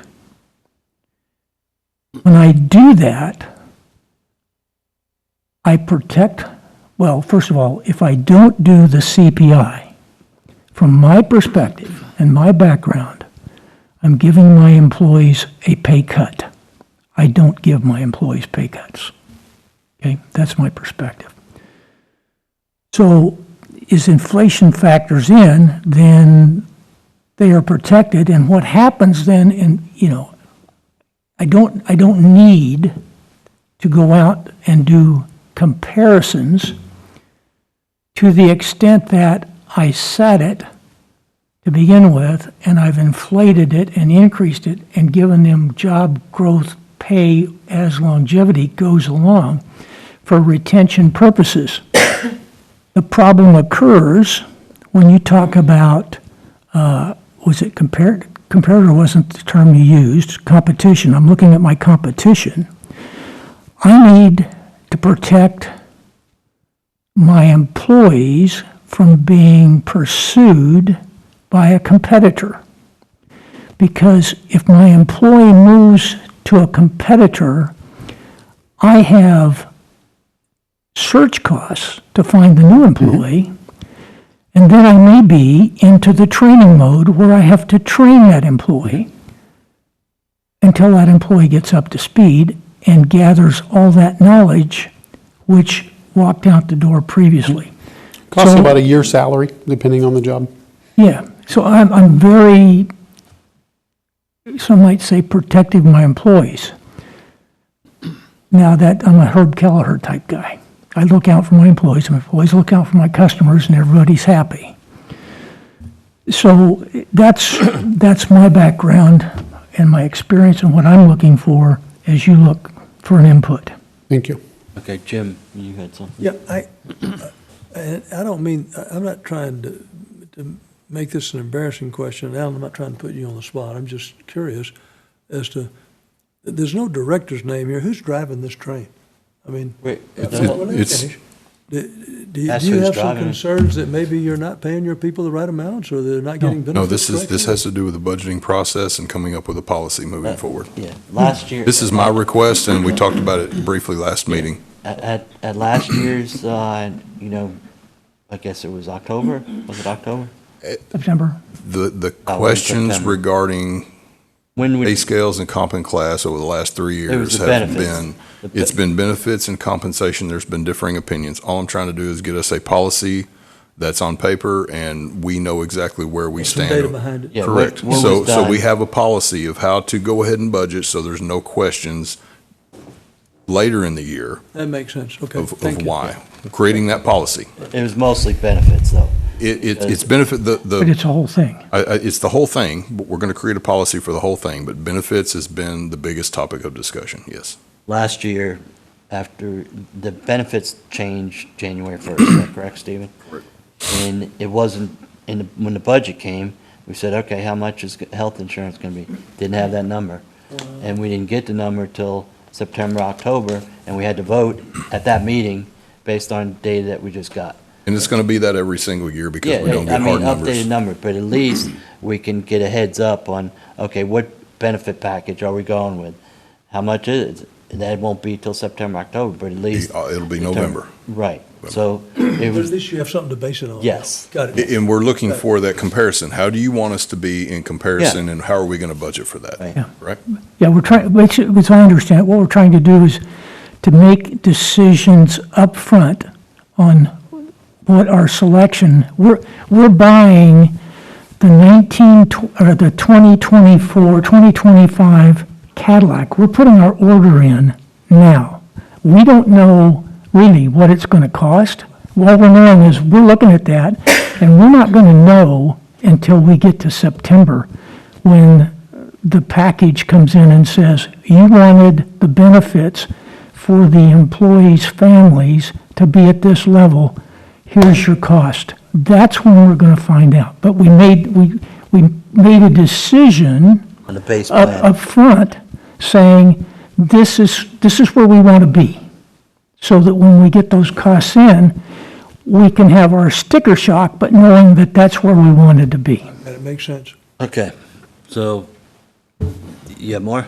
This historical list, I think, is the very, very important. I can't go to work until I know if you're comfortable with this list, right? We've made multiple years now of comparisons to these agencies simply because they have like jobs, right? So I want to make sure that you're comfortable with that, and if you're not, that we open up that discussion or keep a dialogue going about possibly changing this list.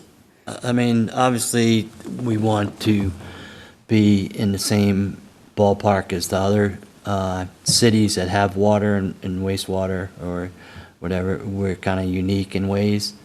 I explained Alan's job, you can look at his job description. It's additional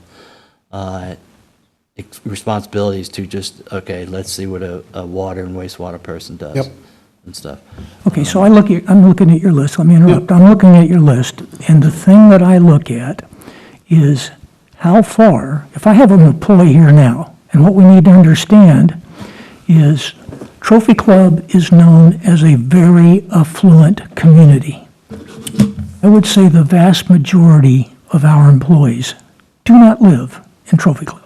So they're commuting from someplace, and I don't know where they all live. I haven't seen a map, I've never seen it plotted out. Doesn't make a difference. But my point is if they're coming here, I need to know who my competition is and what those rates are at. Because my employee could go, you used to pay for my family benefits here on insurance. You've decided not to do it this year. I'm going to Louisville. Thank you very much. Same salary, better benefits. I'm gone. And I'm into buying training costs. I can't do that. Yeah, we can very easily map out employee addresses without the names. No. Well, I That's always don't think informative. I need that. But my point is if they're commuting here, then You're doing something correct. Yeah. Yeah, there's a Yeah, reason for The them to park come. cities have the exact same issue, right? The majority of their staff live somewhere in Dallas, right? I mean, fairly adjacent, Yeah. kind of thing, but they can't, I mean, their And- city yeah, managers can people- barely afford to live in the park. I mean, people may want to live on, more farm-type property. yep. That's their thing. I mean, Alan lives in Oklahoma somewhere, I don't know.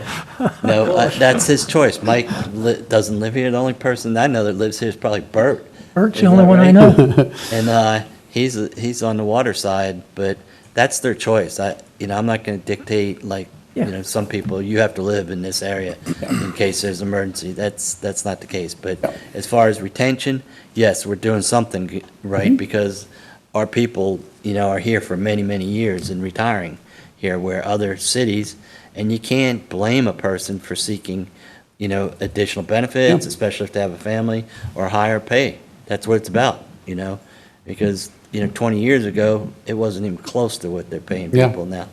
And things are a lot more. Houses are more, milk is more, so it's just part of the game. Yep, yeah, some type of combination of cost of living, whether it's that plus retention, step, whatever you want to call it, remains wildly appropriate, right? I want to make sure that if we do have people that are approaching the top of their range, that we're confident in that range, right? To say, hey, now how do we address those that are at or near, the range max?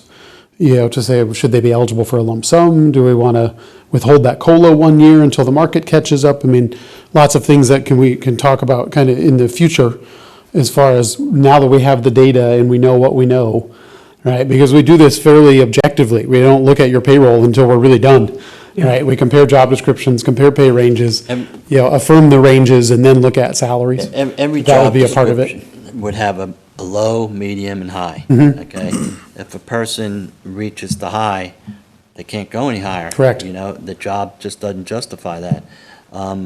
They, obviously, if they're at the low, you can either move them to like a high-level manager or something like that, different job description, but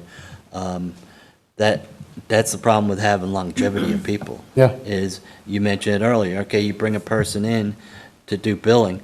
Well, a person's been there 10 years, is only making X amount of dollars, and here you're bringing someone in that just needs to be trained and everything by that person that's been here 10 years, and they're making just as much as that person or that's a close to problem. it. That's wrong. Yep. So, I Yeah, mean, we try to prevent that, especially through implementation. yeah, with the salaries or job descriptions, which each person has, I would like to see a range, okay? What is the low, medium, high? And then we can determine, okay, this person should be between medium and high, or wherever they fall Yeah. into the thing. As far as the benefits, I just want to be competitive to everybody else, because there's other cities that may pay, may have a higher deductible in medical, but then they make it up on another plan, like attorney fees or, you know what I'm talking about. And that's, as far as being competitive, you want a comparative type medical plan, retirement, contributions, usually 2 to 1 up to a certain dollar or whatever. So, I mean, that's not gonna change. It's like, okay, what medical plan are you on? What's it gonna be out of pocket to the Yep. employer? And independence come into big play. Yep. So, Yeah, it's easy math by head count. Yeah, looking at your demographics a little bit too, to know who's taking advantage of dependent coverage. Yeah, those are important considerations as well, so. Excuse me. Go ahead, I'm sorry.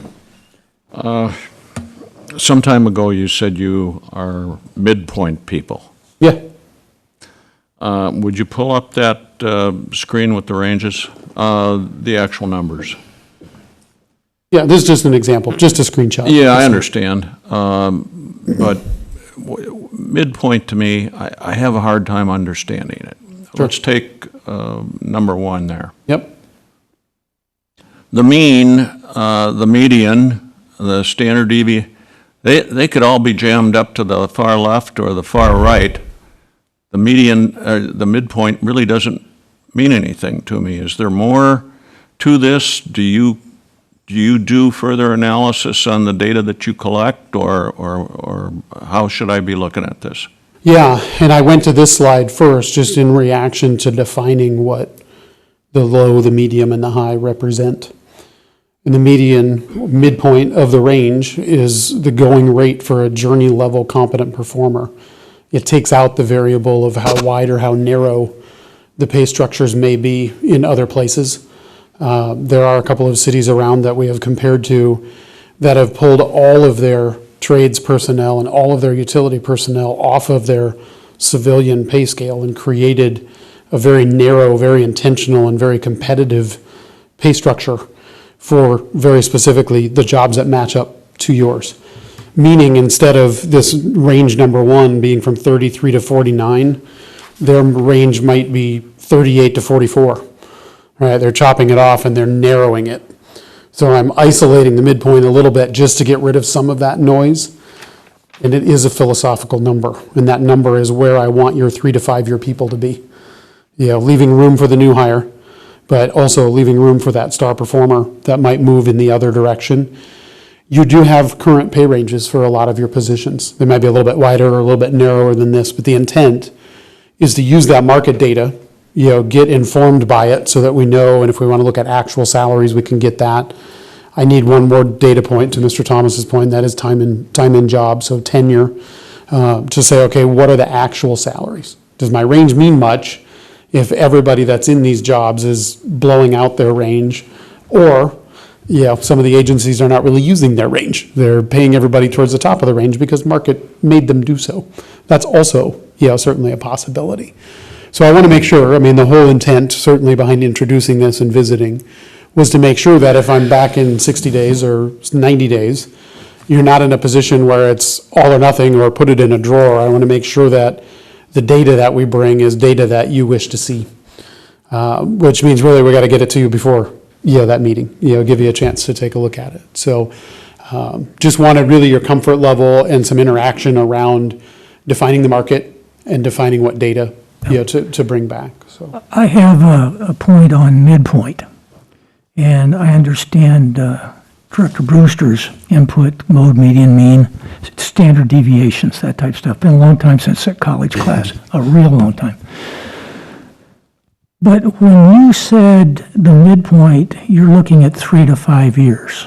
For me, that's not the midpoint.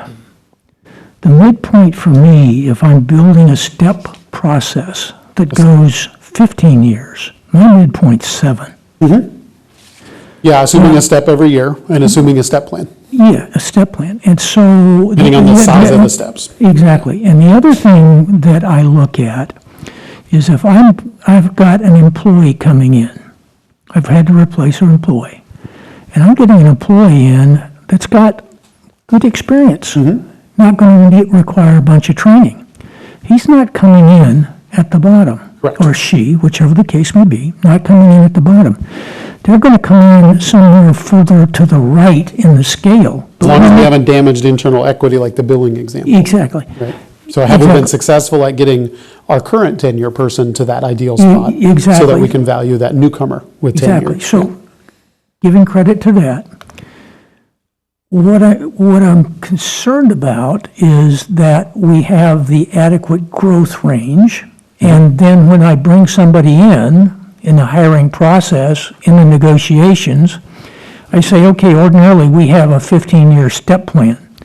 I'm going to bring you in at step level 5, and so you will top out the step plan in 10 years under the current plan. And that's all part of the employee negotiations and in the package. So they know what to expect and exactly where they're at on that scale. Yep. Yes. Okay. Doug? Okay. Well, I've always had problems with step raises, because I worked for a company that had a fixed step rate, and that's all you got. Yep. It didn't matter how many years you were there, you still got that step. Yeah. So our range seems to want to top out, and once you reach the top step, you can't go any further, and I don't think that's right. I think it should just continue on giving that step. Now, at some point, he's going to get to a point where you just can't afford him. And what do you do then? I don't have an answer to that question. Him or her or they. Yeah, they.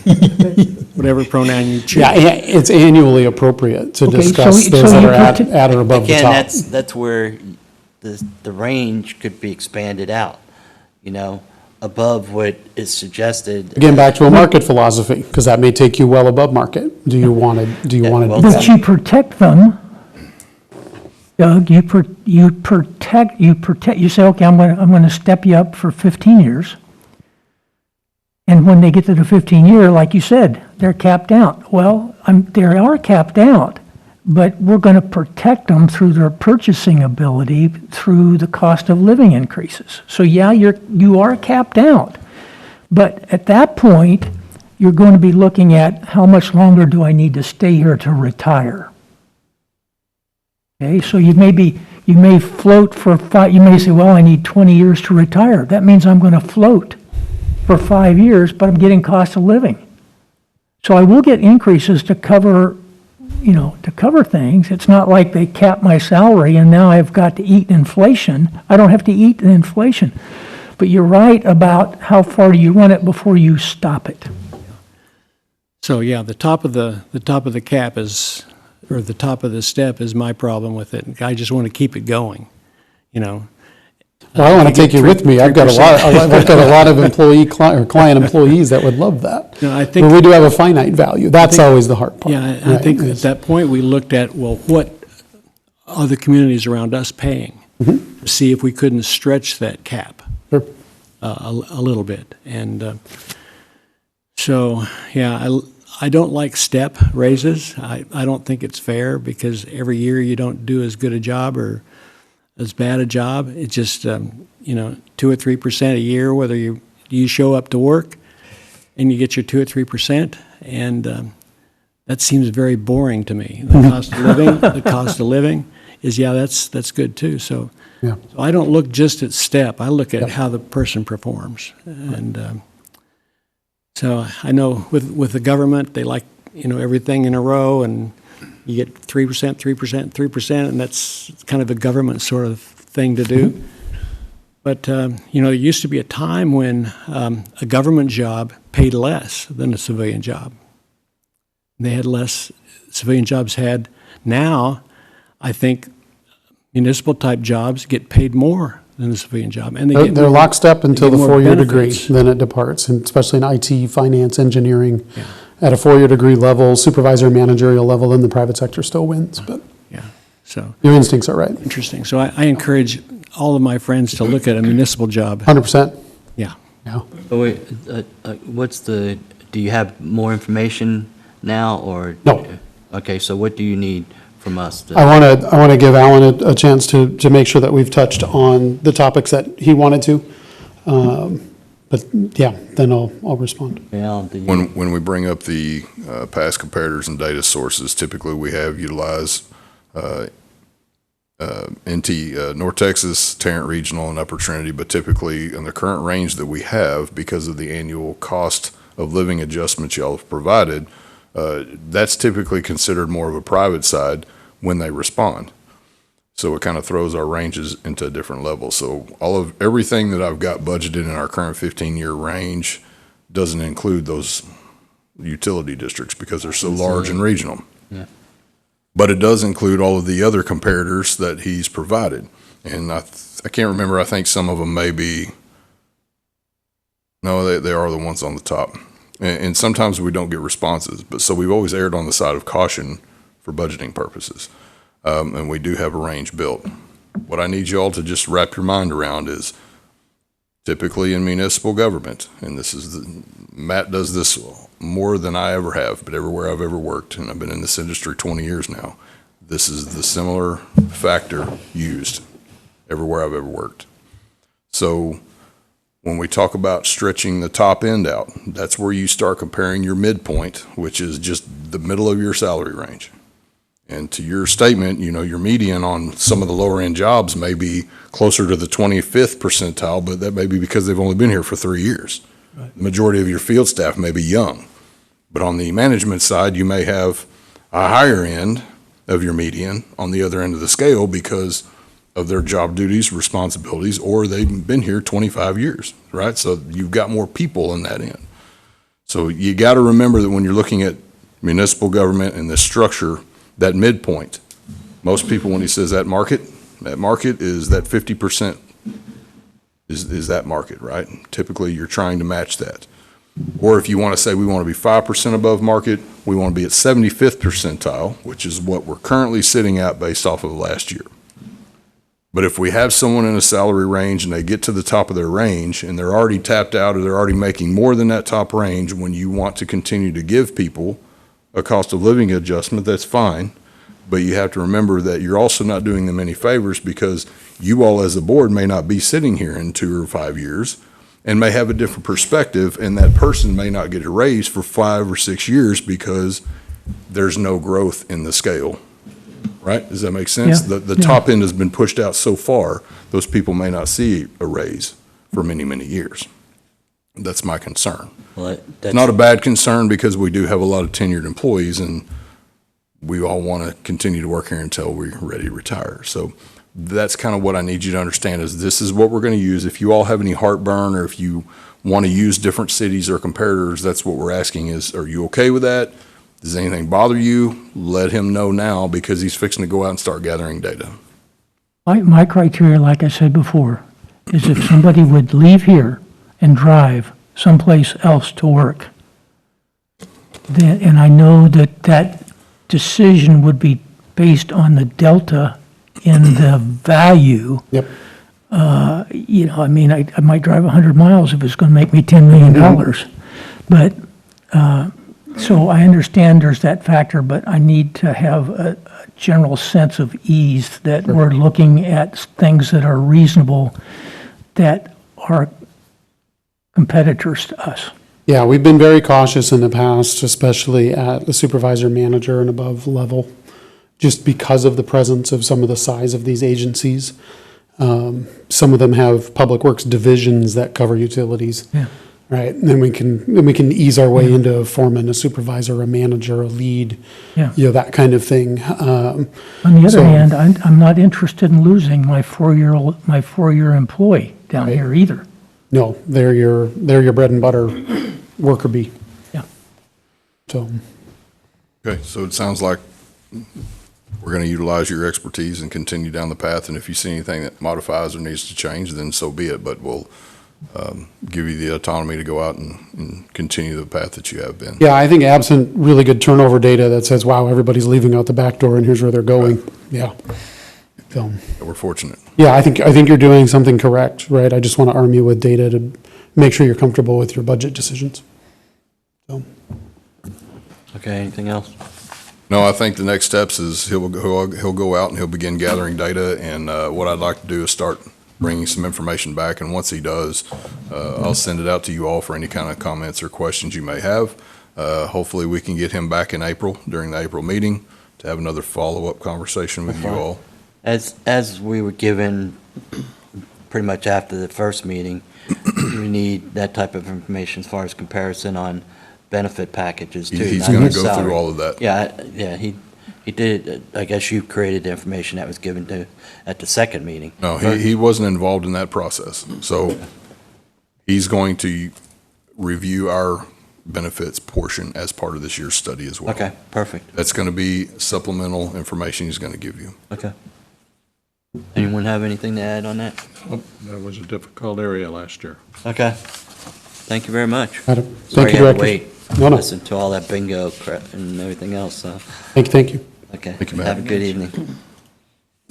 Okay, anyone want to take a break, or Yeah, let's take a 3-minute break. 3 minutes? Yeah. How about 5 minutes? Well, you can have 5.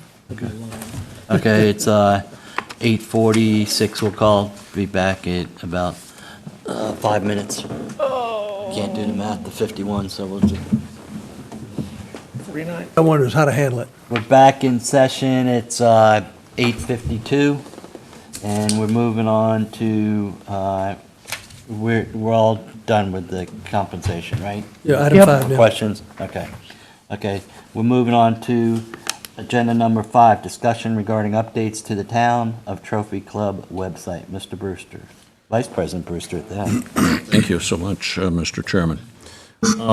Yeah, briefly, at the last meeting, it was noted that we have a page on the town website that appeared to be outdated by about 5 or 6 years. If you go to the homepage for the town, they've got the 18th hole of the Hogan Golf Course, beautiful. Hit the button, there's a banner on top, including government, and hit government button, and MUD 1 will pop up. What pops up is a 6-year-old page, and the first event listed there was 2018 sometime, and the mission statement didn't line up with how we explain our business on our website. So the question was asked, who owns the responsibility for updating that? Well, we'll skip past that. I think the people that are responsible for the content are probably the people that should do that. But I think we've gotten to the point now, Alan's had some discussions. One of the approaches is to pull that page and create a direct link to the MUD website. My only concern there would be that we lose visibility. If we updated that page and made it, comparable to the quality we've got on our MUD site, or MUD website, we'd get additional visibility. And I want to make sure that, I guess we're getting to the next point where, last year, Alan scripted and completed a video library. I think it's outstanding. I think the staff that participated in explaining where the water comes and how wastewater's treated was outstanding. He included Scott Fuller, the golf course superintendent for 16 years and has a lot of experience with 327 acres of golf course. He is in 2 of them and gives tips on conservation, how to check your sprinkler system, and assorted related items. So I think where we're getting to is, are we getting the right level of interest from the work that we've done? And I would ask Alan at this point, are we achieving the kind of Facebook visibility that we had thought about getting a year ago? And would we get better visibility if we were contributing to the new publication from the town, which is the Town Weekly? This is the 3rd edition. I don't know if have you read it? I've read 4 and I think 5. Oh, You're I you're thought they were you're either only 1 out or for 2 3. weeks behind. yeah, I'm, thank you for that. I think it's an outstanding document. The lead page, I'll just tick through the buttons you can push: community projects, community happening, council highlights, department updates, community events, team spotlight. I think they must be getting over 1,000 readers for their TC alerts. I read them all the time. My question is, do we want to participate in placing something in the weekly newsletter? Or do we feel that the work you're doing, I really don't understand exactly what you're doing in updating the website, Alan, and maybe that gives us a giant leap forward in visibility and quality. Well, as we discussed, there's 2 things here. There's a difference in leadership from I'd roughly say a year ago. There's a change in leadership. When we first started our community education program, we requested to utilize the town. We asked them to share all of our information. It's as simple as sharing a click of a link. We asked them to follow our page, so when we posted something, it was easily shared amongst the same resources and followers. At the time, when we submitted the request to do that, I was told that it was not favorable amongst the town leadership at the time, and so we were out on our own. We provided you all with statistical data. We went through the whole program. We set up a annual calendar of events.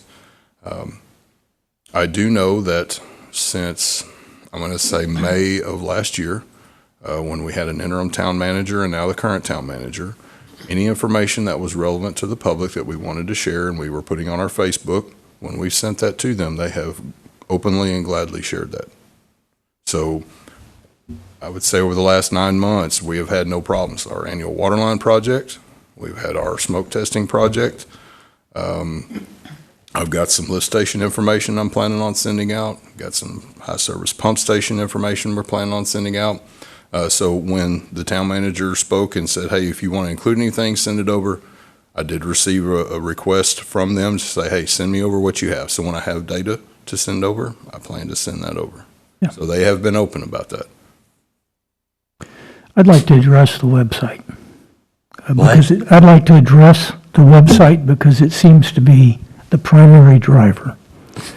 I went to the town's website last night, went to government, municipal district number 1 is right there in the middle, right up the top, clicked on it, and a page come up. And I went, okay, there's the page that Director Brewster's talking about. It doesn't reflect what ours looks like. So I took my little mouse and I went all over that entire screen that I could see. And it actuated to advance when it got to that particular page. And when I clicked on it, it took me to our website, to the front page. So the problem, if there is a problem that I see it, is what they're using as a actuation point to move it to our website. They could use our utility district sign just as well with a click here and take us right to the page, and I think your issue about old information sitting out there, poof, disappears. Sure, they can establish a link right from MUD 1 to our. Exactly, they wouldn't have to have We don't pages. have to have that That's- page. We can pull that in an instant. Yeah, The whole problem, and you mentioned, we have old data. We don't have anything. It's the way the town, which Bill just elaborated on it. If you look at the link to our website, it's tcmud.org. Yep. Okay, that is what it is. If you go to the town trophy club .org, it has /402/municipal-utility district. That's a name that someone gave a link on their website. It's just like if I had a personal website, I created it, I said, oh, I'm going to make a link to the mud. You have to make a link to their address that's registered, tcmud.org, because if I go to a page or anything on our website and right-click it and save it as an address, then you're screwed because that company, TC Mud, could change their server. They could do anything. They're not going to get rid of tcmud.org. They're going to change how you get to it. And if you copy a page like events, you just copied a page that was in place when you copied it, not 2 years later. So the best thing for the town to do is put in tcmud.org, have our logo or something, and just have it going to tcmud.org, period. Fix the problem. Actually, I think Ben's concept of doing it off of the government TCMud.1 point is better, and it's better because when you come up with the MUD page, it still lists functions down the left-hand side that are town functions. It says committees. And so you would click on that thinking you would be looking at MUD committees, but it's actually town stuff. So I think Ben's idea of clicking it off of that very first place, I love the fact that they're providing the connection. What are you talking about? Like if you go to tcmud.org, it has our logo. No, the town. Go on the town, do the link across. If they just change the link to reflect tcmud.org, Yeah. it's like me typing in Google, tcmud.org. Yeah. It'll go right to it. It'll go to our webpage that we maintain, we update. Okay, If you but- go through some other link, you're going to get old information. Okay, but I agree, but understand where I'm talking about. I'm talking about when you click on government, you click on municipal district number 1, it then opens up a page, a MUD, quote unquote, you would think would be a MUD page. No, it But isn't. it's not, it's a page that's adjoined to a town page that has functions down the left column. Well, I agree with what Director Brewster said. I think the best idea is to I appreciate the fact of them giving you the link. I really do. But it would be better if they just went to That's how they have their webpage set up. That part to the left is always contents I got that. dealing with the town. I got that. Okay, it just has, go to MUD, and it has a little blip, MUD Utility District, and what we do, and then it has the MUD, a copy of the MUD page. So that's where it's screwed up, is here's 2019, as you alluded to. That's a copy that someone cut and pasted We and get put on that. it. We get that. But I'm just saying the solution, you could solve it either way. But the quicker solution, one last step, is to do it off of the very first link. If I may, Sure. I think you all are all understanding and speaking the same level, Yeah. and I have had a conversation with the town manager about this link and this page being outdated. I have given him your requests and asked him to modify those and get those updated. I don't know the status of that. I have no control over that Yeah, website, but I I understand have relayed that to him Okay. and had a conversation with him about it. Yeah, I'm sure it'll get fixed. It's like a 5-minute fix. You just have to change the address, the properties of this link, and it would go directly to our webpage. I completely and understand. It would have valid, up-to-date information. There's a program, I'm trying to think of the name, it slipped my mind, but that's what happens when you get old, I guess. But anyway, what it does, you can go to anybody's website and run this program, and it tells you how many errors it has, as in dead links, dead emails. You go to the town website right now, and they eliminated the emails for the council members. How are you supposed to communicate with them? It used to be there, now it's gone. Okay? So, but what I'm getting at is that, the website, our website, we responsible. Whoever else's website, Bill Rose, I just got reelected 4 years. You go there. Oh, it has MUD link, but it's not right. It's from somewhere 2 years ago. and that we aren't responsible for that. Exactly. So, as far as trying to say, well, we have the duty of going to, Don Baker on Inverness or something and say, hey, your website's wrong, you need to fix that. You can't do that. So, but moving on, you mentioned Facebook. Yeah, is Now it you being open up effective? yes, our visibility through, analytics or whatever you want, we have very few viewers, so why are we maintaining it? Facebook is an avenue of people to comment, and then you get about 10 or 20 other people make comments that none of them know what's going on. If you want real information, go to tcmud.org. So my personal opinion, we don't need to maintain a Facebook page. They want to go to get information, pick up a phone and call, or go to tcmud.org. Now, you mentioned the town, TC Alerts. They have a lot more visibility than we will ever see. And what I would suggest is to commit to providing the town, hello, Jill, or whoever maintains it, what's your deadline for contributions to TC Alert? And we give them maybe 5 weeks at a time or whatever and say, hey, here's Alan's video. It's playing at Cinemark over there, but let's put it on TC Alerts. And use those because it's very good information. We all agree that it was, produced and everything. Could have used a different actor, but anyway, it's very informative information that needs to go on TC Alert. So we say, okay, put one of these videos on every time, and maybe have a comment on, project updates or something like that, and put that, give it to Jill, and she can have the responsibility of including it on there. So basically, have a little, space for the mud every time they come out with that thing, and we will commit to providing them a little blurb of what's going on in the mud. And they have a hell of a lot more visibility. They have those marquee boards when they work, or whenever they replace the one at the front that someone ran over. They have a lot more visibility on theirs than we will ever have, because Google Analytics showed that how many hits on Facebook? 5. It's like your videos, they got hits, but not like if they were on the TC. Probably because of the actor. That's what I'm saying. It was the actor and stuff. Sure wasn't the board that produced it and stuff, but. There will be no pay raise for Well that. designed, well No, it was. scripted, and completed. Well, But and the what Facebook- what I mentioned a while ago too is that they have reached out and said when you have updated information now, what I'll do is I'll have a conversation with the town manager, make sure that they have no issues with that, and if we want to try to reshare what we already have this last year, we can definitely go down that path as well. Yeah, But I just think we need to take advantage, as Vice President Brewster already mentioned, we need to take advantage of that exposure. It's just like, if you're starting a new business, you don't start a website and put, hey, come in for, pizza or Italian food. You want to use an avenue that is going to bring in more people. TV ads, Well, you understand. newspapers, coupon things, why not use it if the town has it and they don't have any problem with us?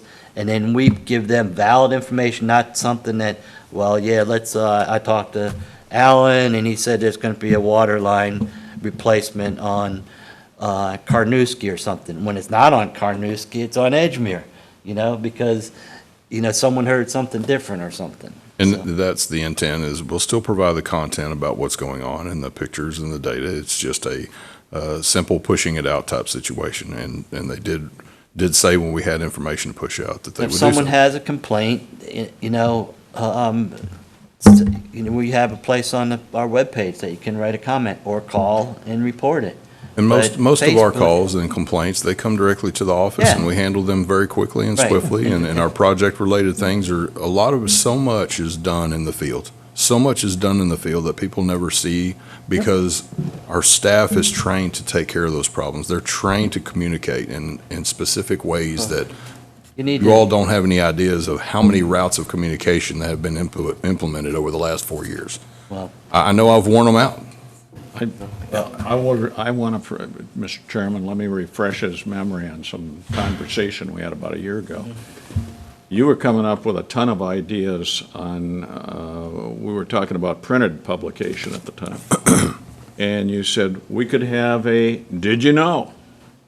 We could have a question On the weekly thing, the kids in school could be quizzed about how many gallons does an elevated tank hold, and then give the, all kinds of things could be done, and you had a ton of ideas going there. Tonight, when you were going through the capital projects review, I thought, hey, a great story for the second page of the weekly news would be, we've just put in backup generators on lift pumps. It's an opportunity to explain what a lift pump is, but that makes our infrastructure that much more solid and usable. It's a quality. Its survivability's increased. Right, You could- and when I was mentioning those capital improvements, what I was saying too is, we have a final walkthrough. I'm going to be part of that final walkthrough, and I'll go out and I'll take pictures, and we'll write a little synopsis of, they're looking for 3 to 5 sentences, so I have to be careful, because I can overpopulate the language very quickly. Yeah. So what I was saying is, we've got some projects that are going on right now. We're out taking pictures, and we will tomorrow, of that high service pump station. Those are types of things that I plan on pushing out. I'll do my best to give them something every week, but sometimes there just may not be enough activity. Well, yeah. But we can send them something on a list. And again, we'll ask and request, and as long as they're open and available, we have to remember that is their resources, but we'll do the best we can to communicate that. Every week, it's not hard to come up with something. I mean, Mike McMahon got a new pair of sunglasses or got a haircut or something. I mean, just put something down. It probably wouldn't hurt. I mean, if you looking for something, introduce the staff. I mean, go, hey, this is what, or put them. Well, that's like part of the problem, is a lot of them, they don't want to be in the public like that. They work, Well, they do they- their I'm jobs, just- and you don't have to they do it, don't but- want to be taken Yeah. pictures of, and so it's very difficult to get that Well, participation. steal from sometimes. David Letterman, get a monkey cam. So, Bert can going carry a back little to- monkey around on his shoulder with a camera. Understood. And is there any other direction? Are we not worried with Facebook and just going to continue to try to utilize town, or what is the direction? I would, I think that, to me, I think it's, I don't know, do we take input on that Facebook page, or is it just out There's there? very little. Okay, There's so I- very little interaction at all on that. Okay. When I- we do, if at all, we would push them to the main phone number. Please contact the Okay, district so office.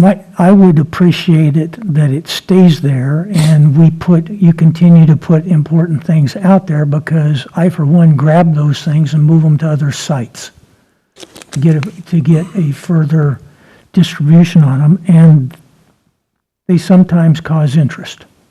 And, I have to explain a couple of things, or something about the budget. A lady asked the other day, how do you set, what determines what your water rates are? And I kind of went, well, it's based on the budget, and, water, sewer, all of that, it's in the budget, and we then distribute that back out to, to cover the costs. And she come back and made a couple of comments, and I responded, and then she said, well, I work for a electrical provider and do rates. And so she said, I was just interested to see how you did it, and thank you for your explanation. And I told her she could come get our agenda packet and get all the financial information she ever wanted there and online. And so, happy customer. What's the difference from them, that same person, going to the source, tcmud.org, and asking that question? The difference would be that something was posted and they said, this is my thought, and it's an immediate response. And rather than going, well, how do I find I understand what you're saying. It's a better location, and I referenced the website. But it's a case of see a button, push a button. Well, the problem with the Facebook is you have people commenting with bad information. Yeah. There's one that a lady was complaining about a car passing her during the Christmas holidays in a school zone going 25, 30 miles an hour. Guess what? There is no school zone in the holidays if the schools are closed. Yeah, but I understand what you're saying, but that's a limited point that I don't think is a driving overrider on the communications that we put out on Facebook for other issues. Well, another problem, and I don't know, Stephanie is asleep yet, but on Facebook, Bill Rose comments something on that same link. Well, it becomes a long link. Here's Vice President Brewster comments on it. Yeah, And I then know where you're here's- going here. Here's Secretary Treasurer, Harper commenting that he didn't know that you commented or someone else. So now you have three directors Yeah, but what you have commenting to on something. understand is these two gentlemen know that if I've commented on something, they really don't want to get involved. Yeah, but they might not know you commented, what I'm saying, Yeah, if they because don't you have follow links that don't show all the comments. I got it. I Yeah, got so, it. Yeah. our past legal has, cautioned us about Yes. using the Facebook site on talking about mud business. Is that right, Stephanie?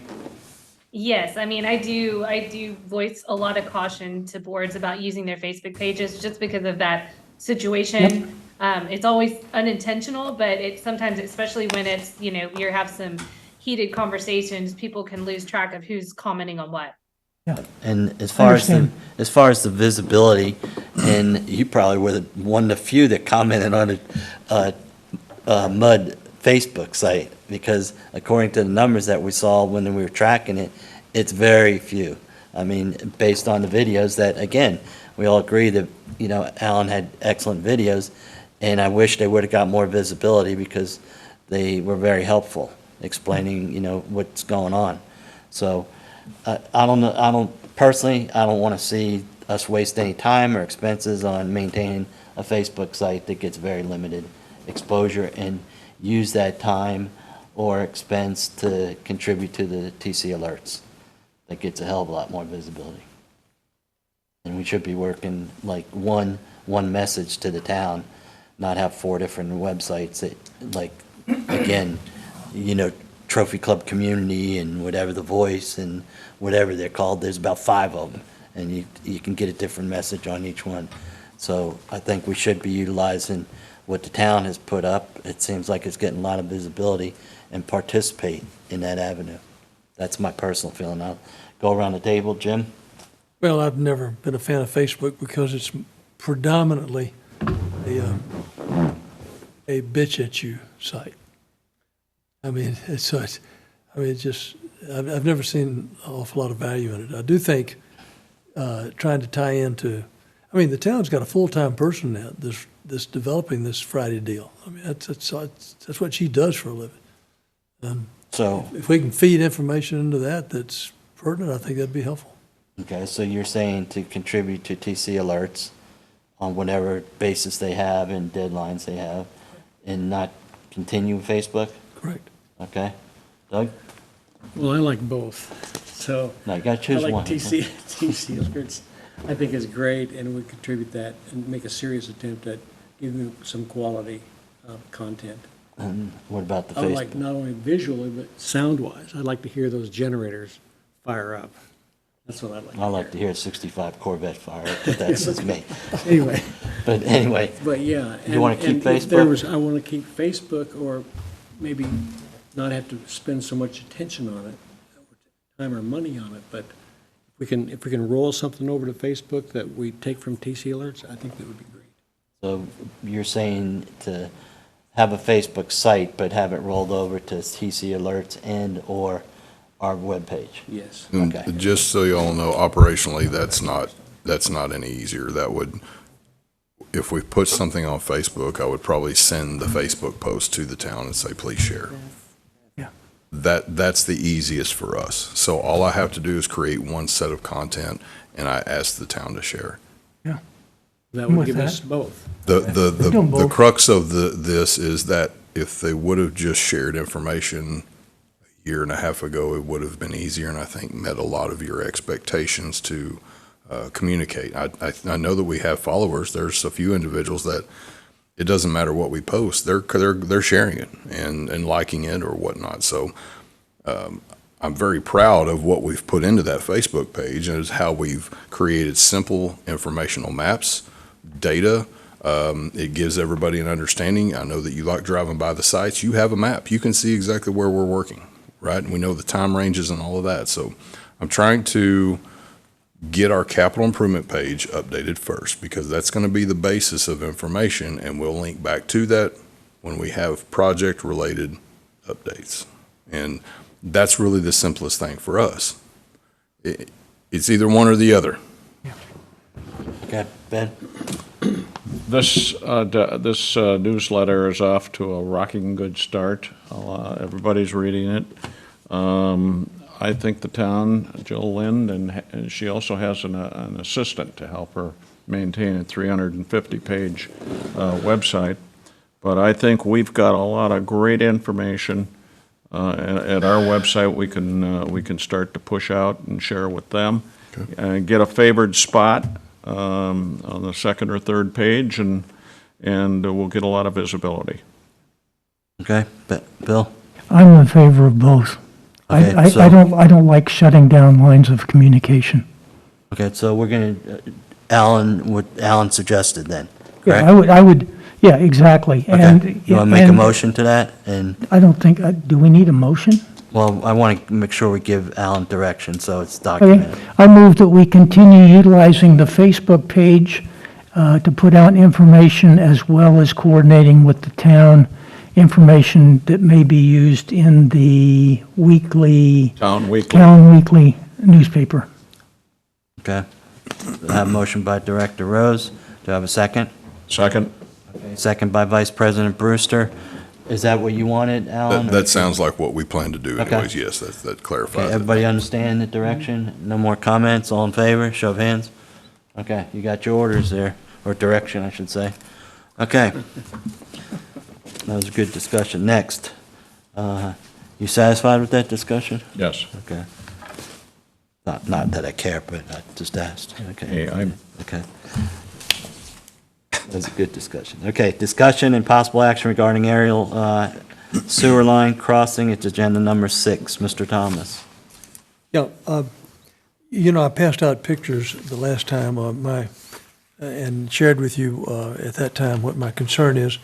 And Alan has been kind enough to share with us pictures from 2016 versus current pictures. And the erosion is just getting pretty dramatic underneath that tree. And if you just, it's going to fall. The question's when. It may take it, I don't know, may take it several more years. Just depends how much rain goes down that ditch. But Alan gave us a write-up that truly got my attention because I didn't realize that we have an easement for the pipeline right-of-way that is a 25-year easement that expires in 13 months. Whoa. In March of 25, it goes away. Yep. And so I've actually got 3 things that I want to propose associated with this line item. And Kevin, we can do them one at a time, or you can let me explain all 3, and then the board can choose how to vote, just however you'd like for me to go. There's something I'd like to mention on that easement. Yeah. The way we understand the easement is it's an automatic renewal, and the Corps will reach out to us prior to the expiration and ask if we want to renew it.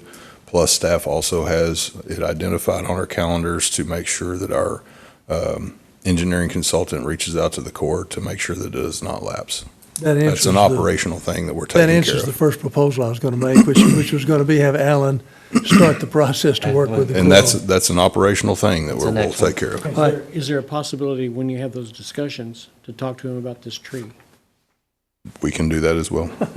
How about expanding the easement from 15 foot to 25? No, forget it.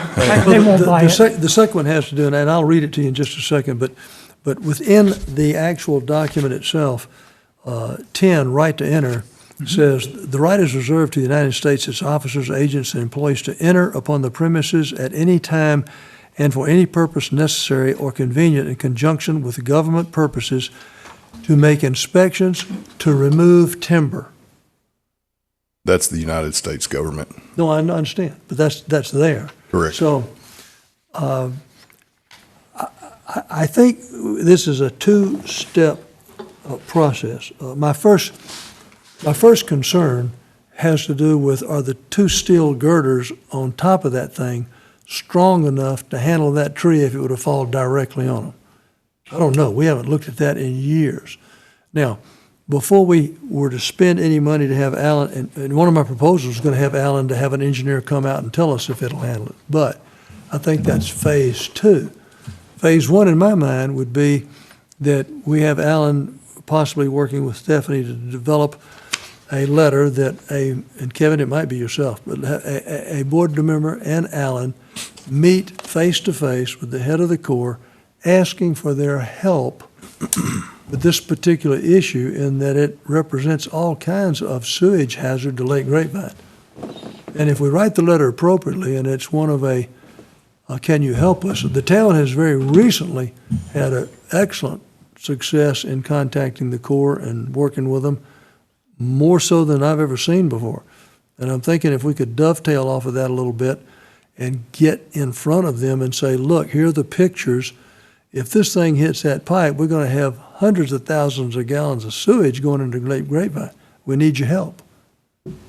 Well, I think, Jim, that same agreement, if you go down in there and look in the environmental section, I'm sorry, say again, Bill? that same agreement, if you go down and look in the environmental section, Right. it basically says we're required to take those actions necessary to preclude environmental issues. But we can't without the Corps. He also says we Exactly. can't do it without the And- Corps. And that's where I think, I don't know whether we need to be in executive session, but one of my questions is, what options do we have? Well, look, let me read to you what I It- wrote, and let's see how it sounds to you. hold on a second. On that one you just mentioned, I think we had engineers, buy off on what we did as far as the I-beams. We had to submit it to the Corps property to get approval on it. I don't have any problem in getting a current update. And then, along with what Bill just mentioned, our responsibility as far as TCQ, present it to the Corps and go, hey, this is our responsibility per the environmental code. And if something happens, guess what? You guys are going to have to explain to environmental. Kevin, that's where I think our attorney comes in. And that's where legal would come into play, is draft something, and maybe Alan or someone go up and face-to-face and go, hey, we're just letting you know, you're on notice that that tree is going to fall, and our engineer has said this may happen. And based on environmental issue with it, there's going to be some problems. Well, I had two proposals. Let me just read them and see how it sounds to you. And they were both right along the lines of what you're just now saying. I said, number one, I propose we instruct our general manager to use whatever engineering firm he deems appropriate and have them look at our current steel beams protecting this sewer pipe and let us know if those beams are sufficient to withstand a full blow from that tree or its limbs if it were to fall on or near our pipe. And if not, what action or actions do we need to take to ensure such protection? And the second proposal was, I propose we have our GM working with our attorney to prepare an appropriate letter to the senior-most officer of the Corps of Engineers responsible for that area of land housing this tree, and that we ask the Corps to come out and evaluate the danger of that tree damaging our sewer pipe, exposing raw sewage into Lake Grapevine. I further propose that one director, along with our GM, personally meet with and present our letter to the Corps along with pictures asking for their help with this potentially serious matter. Well, if anything, I would prefer the second over the first, but the engineer could determine, number one, if the I-beams still have the same strength and ability to absorb an impact of the tree falling. Since then, through erosion, the I-beams, obviously where they're put initially, have, the area has widened, so it would make the I-beams weaker because you don't have enough soil underneath the length of the That's I-beams. exactly what I was thinking. You know what I'm talking about, Alan? You kind of look like, whoop. But now, Kevin, back to what you're saying. You know what I'm talking about? I haven't seen that they were, they've moved since their final resting place when they were originally laid down. Well, if you go there. back to the initial pictures after, it was Raymar, is that who we had to do that? Yeah, when they initially put it in there, there's obviously additional erosion from the heavy rains and the drainage coming off the golf That's like course. 5 years ago. So you're talking about the Yeah. length of the beams? Right. Okay, I Where understand now. Where the beams were on the initial bank, Embankment. okay? Now the creek has expanded, so the beam doesn't have enough Length. the support. Is it not So long it's enough, it's right? it's leveraged like on an axis of a plane. You extend it, you don't have to put as much weight on it. Bill would know this one. And so if you have a longer axis that's not supported, it's weaker. May I And- make a recommendation? Sure.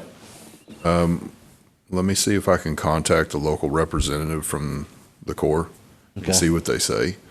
And I can get a proposal and find out if we can do a general analysis of those I-beams and see if there's any recommendations. I was thinking along the lines, okay, if we have to do a general analysis, they also need to do a study. If that line breaks, they know the diameter of it. If it breaks and how much flows through that, how much contamination it's going to put in Lake Grapevine, because that's the stuff that we need to make sure it's documented. And Well, Kevin, and- I and- read these in reverse order deliberately. My intent was that we do exactly this. We contact the Corps first. Mm-hmm. Because we don't need to spend money for an engineer to come out if the Corps will come take the tree down. Yep, I agree. You know, but the second one, I just wanted you to know that it's there. If the Corps drags their feet or doesn't, then at a future meeting, we can give Alan permission to, in fact, check this thing out. Okay, so does someone want to make a Well, motion? I want just a little comment. Looking at those beams, the concept is a direct strike from the top with the tree. Right. If the tree does a near miss and it falls angularly, can it go underneath those pipes? And if there's a strong water flow going through there, will it then wish up against that pipe and possibly move it laterally, Take it out. creating the same problem? I don't know, okay? Pure speculation, but there is an exposure of risk, as the mud experienced years ago at that point. And we spent $250,000 or something out there, if I remember right, fixing it to the best of our abilities at that time. And I had not thought about further erosion affecting the length of those steel beams, because they are just sitting on the ground. That's a real factor. And so I think, moving to the Corps, talking with the local representative, get for a reassessment, because they've been out there and looked at it again, say, hey, we want to talk about this again, I think is a very valid thing to do. I seriously doubt, and I'm not going to play attorney, I've never been on TV, but I seriously doubt that you would get the mud to agree to accept liability if that pipe gets broke. You mean So- the Corps? You mean the I mean, the Corps, because they're going to turn around and look at us and say, no, that's your pipe, your easement, it's your responsibility, Well, even though they tied our hands. That's a question I wanted to ask Stephanie, Stephanie, because they're- my understanding is they They're have exempt governmental from any immunity. lawsuits on that, is that right? You can't sue a town or a Corps. I mean, they do have immunity the same as you do, and they have, obviously, the Corps is a little different. I mean, there's some language in here that says that there's any kind of environmental damages that it would be the districts that are responsible. I think in this situation, it would be some mitigating factors, because again, if you notify them that the tree is a danger, and if they refuse to remove it, that could be something that, if they're forcing you to pay, it could be some sort of offset that you could then sort of have a defense. But it would be an uphill battle for you. Yeah, and in the insurance business, if you have a neighbor with a dead tree, you notify the town that, hey, my neighbor's not removing this dead tree, and they're notified and they don't remove it, it falls on your house, you can subrogate against that neighbor because they were notified. It's about the same thing, but when you're trying to sue the Corps of Engineers or any town, good luck on that. You're gonna spend a lot of legal fees to win nothing. Yeah, let me touch one other area that I just thought of. If there's a problem out there and that pipe gets broken, we're going to be dealing with TCEQ. Does TCEQ have any play in this discussion if we identify it to them and say, listen, we want your help?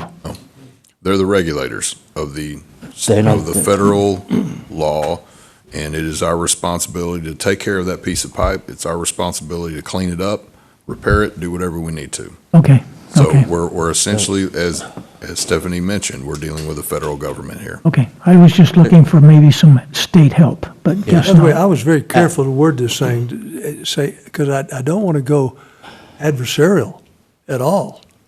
Yeah, I said asking for their help I get that. with this potential serious matter. I get that. I Well, see that. I think what Alan mentioned and what you alluded to is let Alan call the Corps of Engineer, tell him we have a very concerned about the tree damaging our line and contaminating their property plus Lake Grapevine, and start there.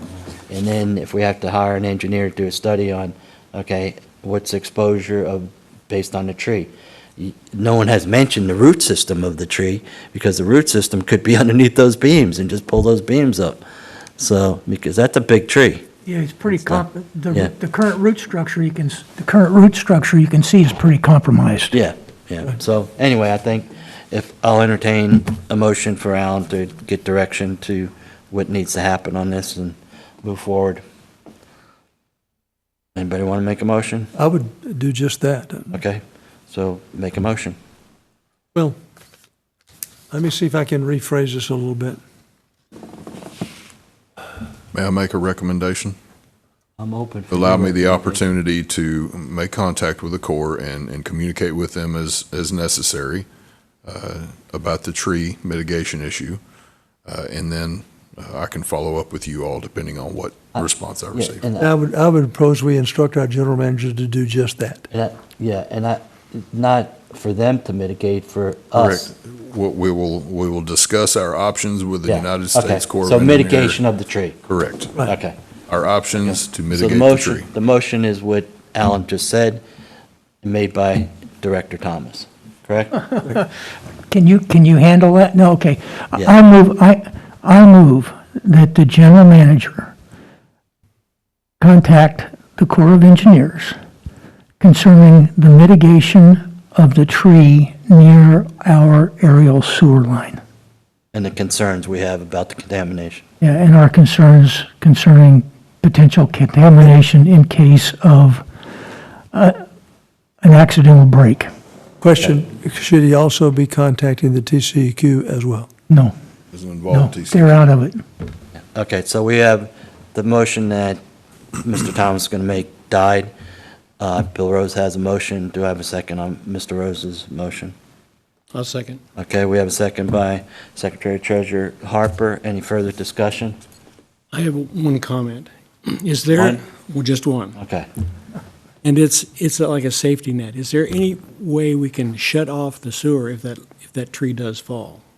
Is there No. any way to No. throw in a switch? That is our largest trunk main coming into the sewer plant. The answer is no. Entire PID flows through that pipe. There's more than just the PID. Yeah, The western sure. portion of our town flows through Thought there that. was a valve buried in his backyard that we can just turn, Well, quarter turn. if we can't shut it off, can we get an alarm out there? No, we Some don't kind have of a alarms. motion We sensor. have our staff monitoring that site specifically.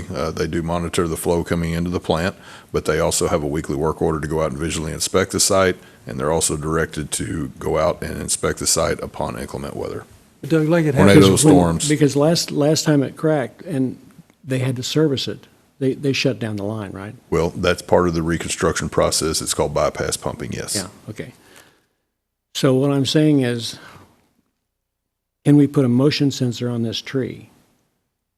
And if it moves, hey, we'll know.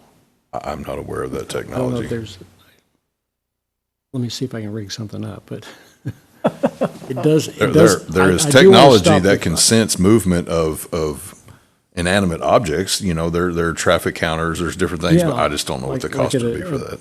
At a deer The tree blind or would move something in the like wind. that. Yeah. And It'd the be problem going is, off even all if the tree moves, what are you going to do about it?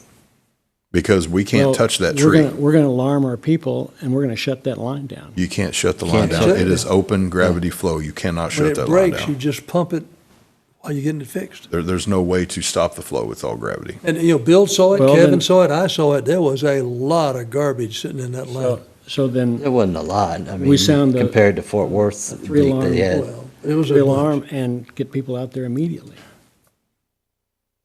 It depends on what the situation is. If the tree's laying over the pipe, we will have such a large mess, we will just have to report it, and it will be a media event, honestly, because you'll have hundreds of thousands of gallons flowing. Absolutely. Yeah, yeah, and so a lot of that, what was $250,000 to repair this pipe and mediate? That was for a last crack. event. It could be, yeah, that's just a crack. Correct. Well, look, Bill said it earlier, which is exactly why I brought this up, is we need to be proactive. And move out now and see what we can do to Well, avoid this thing. we're doing a start. He made a motion. The Secretary Treasurer made a second. So any further discussion? You only had one, so I don't want to hear from you. Anybody else? Okay. All in favor, show of hands. Okay, unanimous. Moving on. Okay. Agenda 7, discussion possible action regarding adjustments to winter sewer averaging related to January weather event. Did we have anyone come and complain that their pipes froze or, okay, so, And we've had people call, and I think we had 6 phone calls about people's pipes breaking, but nothing. there hasn't been a We'll whole find lot out of next activity. month when the final numbers come out. Correct, so- and we have people that come in and they do their winter averaging adjustment requests, and it'll be next few months we Okay. see it. So we're gonna table this? No, y'all are more than welcome to discuss it now. It's I regarding would, January, so. I just think we need to wait for the numbers and then Okay. if it's, go ahead. Okay, so I did a little research, provided some information. As I was thinking about this, I went, I've been through this before with this board. And then I realized I've been through this before, but not with this board. Yeah, we Because we had a cold snap when I was on the board, and the same exact issue came up. How are we going to, should we wipe out a month? Should we delete, for example, February here in winter averaging?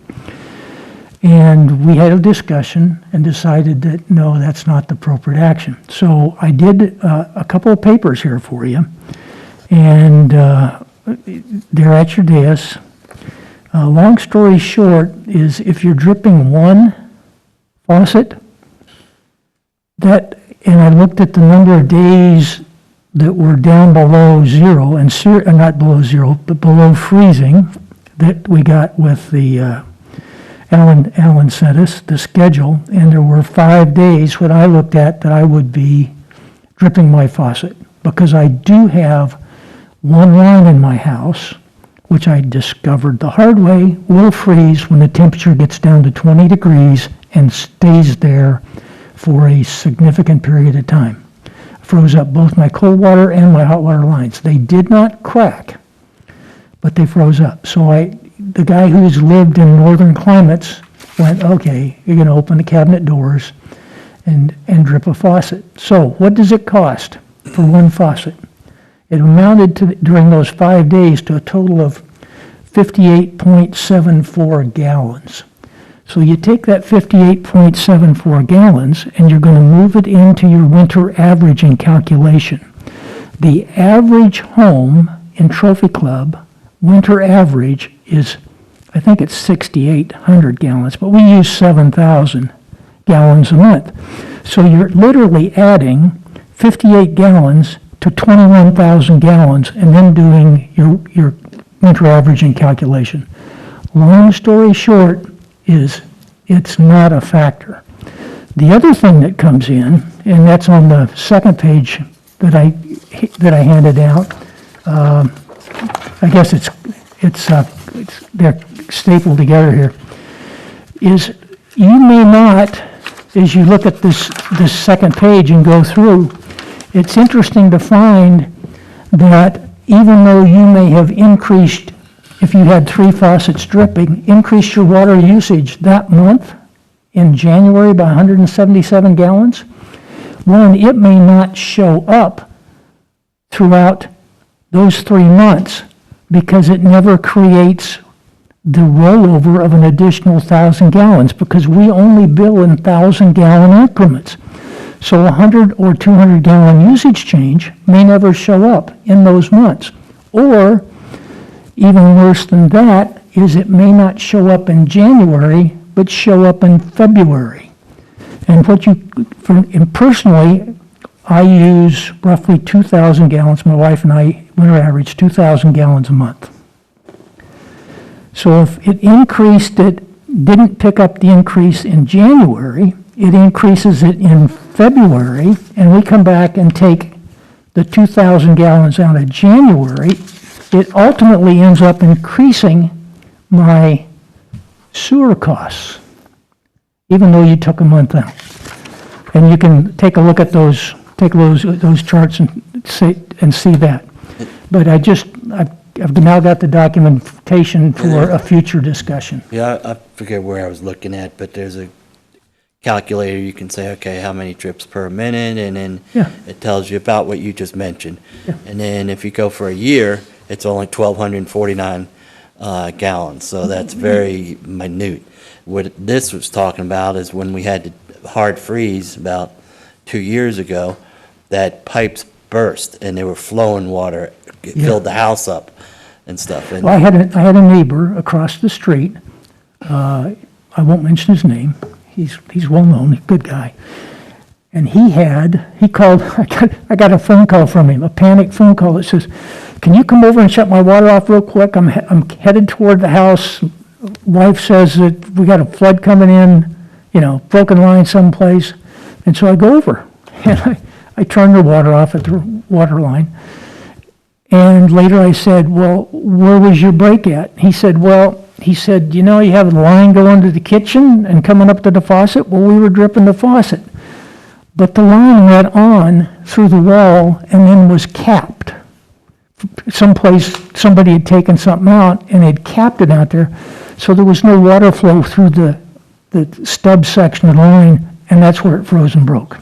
It's just standing water. Yeah, but anyway, But that's the enough. purpose of this was the people that have the major leaks, not, Yeah. can I get compensated for tripping my faucet? It's like, that's part of maintaining your home. Yeah, exactly. I had the same thing. It didn't freeze, maybe 2 days or 3 days, but anything that's on an exterior wall, those are the ones that people need to do. And that would be a suggestion for the TC alert thing when it gets close. And we did put, things out about, protecting pipes in the winter, cover them up. But even though you do that, if the water's on an external wall, like I have on 2-3 bathrooms and stuff, I was monitoring. I turned the water on, okay, got water. All of a sudden, it stopped. On the hot water side, I'm going, uh-oh. So I put a heater under there, and after about 4 or 5 hours, I was able to get water through. It didn't break or anything, so very lucky. But all my outside faucets had buckets with rags in the buckets and stuff to do them. And the bottom line is that the people just need to realize, hey, this is Texas. We don't have houses built like up in the Northeast or something, or the North. You need to maintain proper maintenance to do that. But the agenda item was specifically for people who had major leaks, like the one on, Hillcrest, the court that we talk about all the time? Hillcrest. Or whatever it's Crest. called. What's it called? Hillcrest. Hillcrest, right. And as mentioned, we had less than, I think, 10 calls for people with broken pipes this event. And when those people bring their information in for requesting Yeah. a wastewater winter averaging adjustment, we'll go through that process and Okay. do what we can. Yeah. Okay, so on this, we just table it till next meeting? I Talk don't know about what it, you or- would be tabling. It's discussion, because we're going to be handling someone's request through operations like normal. They do it now anyway. We Okay, already did.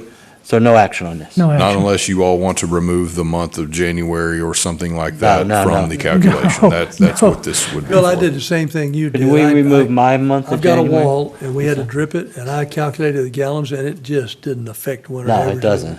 at all. With everybody at ease, just early looking at the numbers right now, granted, we don't have February's in, we are decreasing from last year. Yeah, it's not So, good. once again, On it's the- still a lot of variables that has to come in.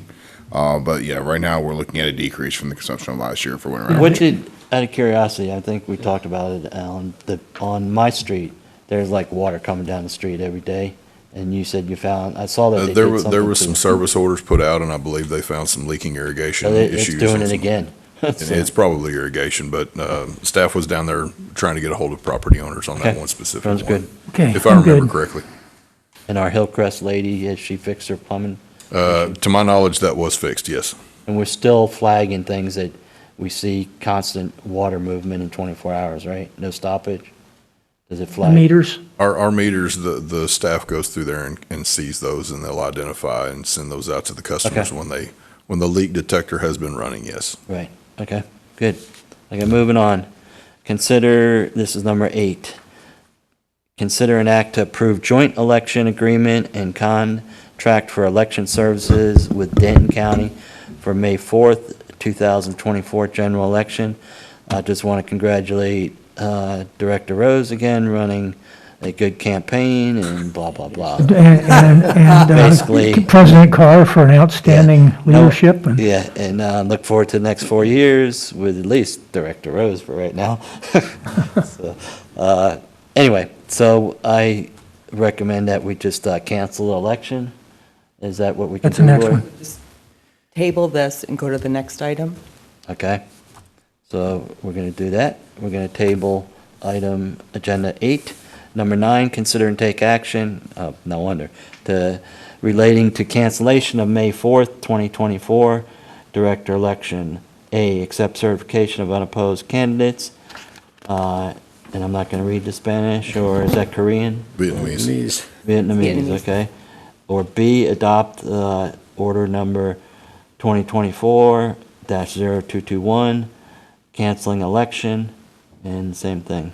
I'd like to propose that we accept certification of unopposed candidates and that we adopt order number 2024-0221, canceling election. Second. Okay, motion by Director Thomas, second by Director Rose. Any further discussion? Any interpretation of the Vietnamese? Can you do that? Okay.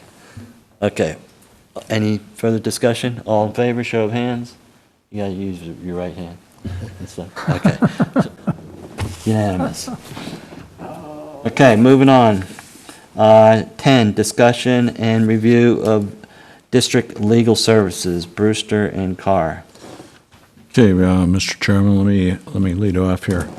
A year ago, we were looking for counsel that would be able to attend our meetings. And our RFQ specifically stated that we were looking for a water attorney. Is that correct, Alan?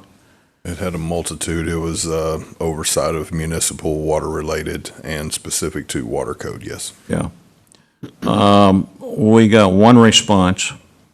We're looking for interest in revisiting this and issuing another RFQ with a broader scope, looking for local government attorney. And we'd like to use a referral process in putting together a bidders list. We can start with the town attorney. He works for a firm that has 12-plus local government attorneys. They're skilled in handling water to the extent that they work with utilities. And in our conversation yesterday, Ellen, you noted that you had previously worked with an attorney that works in the firm that the town's attorney, Dean Rogia, now works for. So with that, discussion on whether we want to move forward with this, Mr. Chair. I think this was to review the legal services, and it appears that you want to seek additional legal entities or firms, and then when the general manager brings back that information, we can make a decision whether to stay on this path with Stephanie and Emily's firm, or select another firm. Is that correct? Correct. Okay. Okay, I reached out to an attorney that represented the town, represents a number of towns, was a judge, worked in Dallas, creating a new division, and she said that she had interest. She was our attorney for a number of years. Her name's Pam Liston. I know Jim would know her. I know Bill would know her. You would know her. Yes. And I suggested that she submit a resume if she had any interest. So with your town suggestion, Pam Liston, which you have that resume, is that correct, Alan? You sent that over, yes. Okay, so Alan has that in hand, and I would suggest that anyone else have any suggestions. Kevin, I have an update on Pam, because I talked to her personally. She has just accepted the job as being a town attorney for, I believe it's Mansfield, and they have it in the contract that she cannot. When did you talk to her? About 30 days ago. Well, you don't have the updated information. She sent the resume to me this morning. Interesting. She's interested. Then she's worked out a deal then. Yeah. By the way, she was very interested. And it's not Mansfield, it's Decatur. But Decatur doesn't have any terms on that. But she mentioned that, about a week ago or something like that. And I said, well, just letting you know that we may be going out, so if you have any interest, send it. And didn't hear from her until yesterday, I think, and then, or was it this morning? No, it was this morning. She, I look and there's a... Well, I think that's email. great. Yeah. Because something obviously has changed. Yeah, anyway, Bill, you have something? Yeah, I'd like to understand why. What's wrong with our current firm? Well, if we want on-site attorney when we meet, there's an eight-hour drive involved. Why do we want an on-site Cut attorney? that down. Why do we want an on-site attorney? I've been operating with Zoom for the last 4 years and had excellent legal service. We currently have a legal firm that specializes in our area of practice rather than local municipal. We are not a town. We are a MUD. We operate under different statutes than the town does. I know what you're asking, but this is to review, and again, as I said, after we get, if we get more input, right now we have three. Three people to look at. Does this board as a whole, it's not just one director or another, as a whole want to go with someone that can attend the meetings on a every meeting, or possibly, X amount of times a year, or continue with Zoom? And I mean, Emily and Stephanie's firm are more than willing to come up here. But again, as Ben just mentioned, it's a 4-hour commute each way. Tony did it, he was here almost every meeting for a while, and then went to Zoom when the COVID hit. And then, unless we really needed him up here, especially now, I mean, our meetings, I still may make that cut at 10 o'clock, Alan, so just letting you know. But anyway, unless the meeting goes to we had some meetings with Tony that went to 12 o'clock or something, and it would require, I wouldn't want him to be driving on there. So it's just something that we're doing analysis of it, whether we want to keep, the firm we have now. That's a decision we can make after we say what else is on the table. Well, I think that when you come to qualifications levels, I don't think the person that you're talking about has the level of qualifications that we currently have. And I will tell you right now that I have a problem with the person that you're talking about. Well, again, we're not going to get into detail on that. Exactly. We have to see what the people suggest. But you're talking now, what you're saying now by saying, well, let's go out and see what's in the arena, is you're saying I'm unsatisfied with the current firm's performance. I never said that. Well, then why are we going out looking for somebody else to replace them? Why do people look at things every year on their budgets and stuff, or the direction their company's going in? Well, but there's not an issue. So why do a search? Why create expectations when you're satisfied with your current service? Yeah, I mean, again, we're just seeing what else is out there. That's, Mr. Brewster mentioned he'd want someone to be in the local vicinity rather than Well, Austin. We went through this a year ago, and we had somebody who was in the local area that was not selected, and for several different reasons, and we went with the current firm we have because of their qualifications and their experience level and the size of their operation and their knowledge in our area. We are getting ready right now, got a letter today forwarded from the town where they want to talk about integrating the town assets under the MUD. This is not the time for amateur hour. This is the time for professionals. We have a professional firm. I would very much like to keep that professional firm at least, at a minimum, through this project until we get this future negotiations done with the town. I want an expert. I want somebody that's really qualified and current. Okay. You have anything? No. Jim?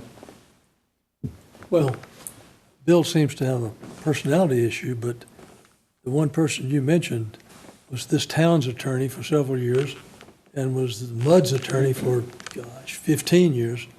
And there's very few people that have more knowledge than that individual on MUD needs.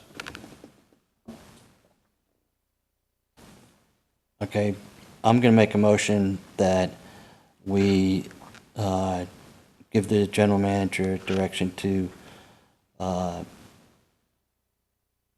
seek other firms as far as the resumes of them. And then the next meeting, we can review them and make a decision if we want to stay on the same path or go with someone else. That's my motion. I'll second. Okay. We have a May I second. request clarification? Sure. What is the expectation of a number of firms? Do you all want to look at the previous RFQ that was sent out to modify that accordingly?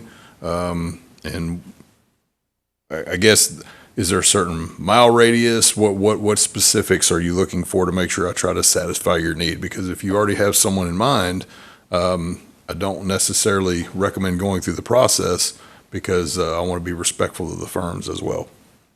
So I need to know, or do you 3 firms, 5 firms, 18 firms? Last time we did an RFQ and we sent it out, we got 3 responses. And that was with Lori cold calling about 20 different firms throughout the state of Texas as well. So I just need to know expectation. I mean, I think if we review what we did, it's only been a year. And, I mean, to me, a must. They have to have water, wastewater, familiar with TCQ. I mean, that's a no-brainer there. I don't want a firm that is, well, we'll subcontract that out. I don't want that. But what I'm asking is, you're okay with cold calling, but what's the number you're looking for that you feel comfortable with? I mean, I'd say they have to be at least 3 to 5 or something like that. Which one, 3 or 5? 3. Preferred minimum 3, and we have one that I received already. Is that understood? Yes. Okay. Well, you have 2, because you have the current firm, and then you have the one I sent you. Well, if you're using our current firm as a comparator, then we'd Yeah, have they have 3 to right be there, in- so they- I've got to find a second Because the firm. decision's going to be either stay on track with the current firm, Okay, or, go with the other 2, if it's Understood. 3. okay. So you're actually not getting 3 to 5 within reasonable, what you can call reasonable commuting distance that would drive in. And so, I do mean, you want even it- our current firm has offered to drive in, but what we're saying is, we don't want you driving that far. So if driving in is the issue and they're willing to do it, then why would you not stick with the current firm? I think you definitely consider them, but Bill, like any expense, from time to time, you evaluate it and see if there's a better option. But obviously, You don't, I'm with you. You don't just rule them out prima facie. They've done a good job. Okay. But there's so- nothing wrong with So evaluating. is 3 the good number, or is it 4, Bill? 5?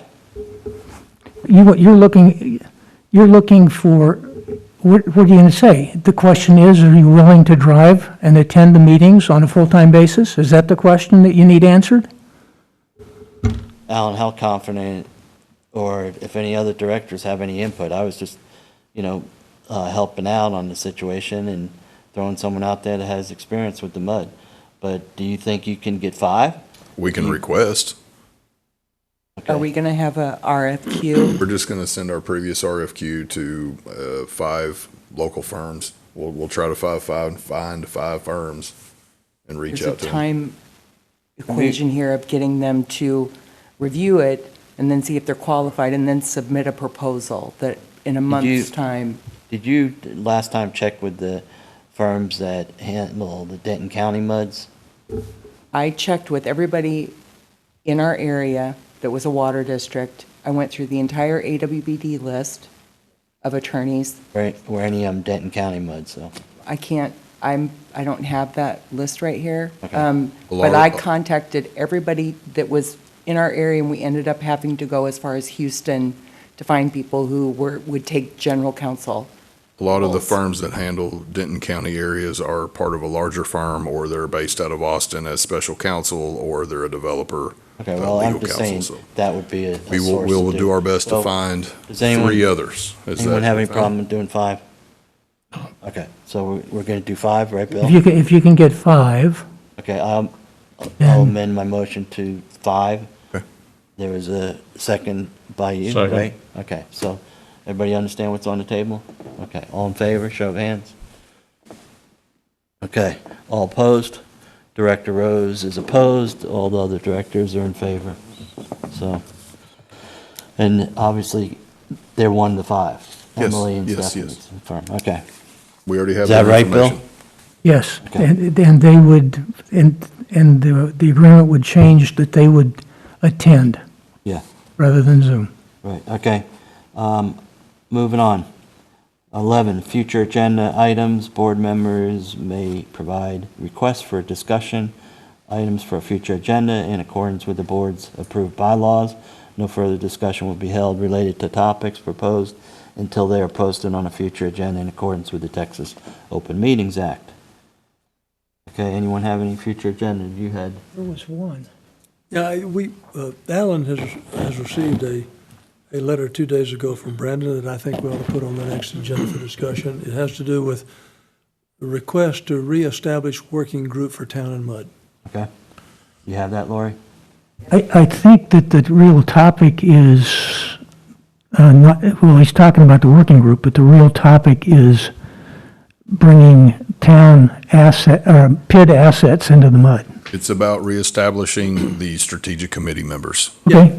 So we'll bring it back The way as the title reestablishing a on the letter strategic is committee. exactly what he's asking for. Okay. Right. He wants a study group to be put together. Okay, well, I think we still have that study group established. We never dissolved it. Well, my It's- understanding from previous legal counsel, this is 2 legal counsels ago, was that every time the strategic committee met, it was on a specific topic.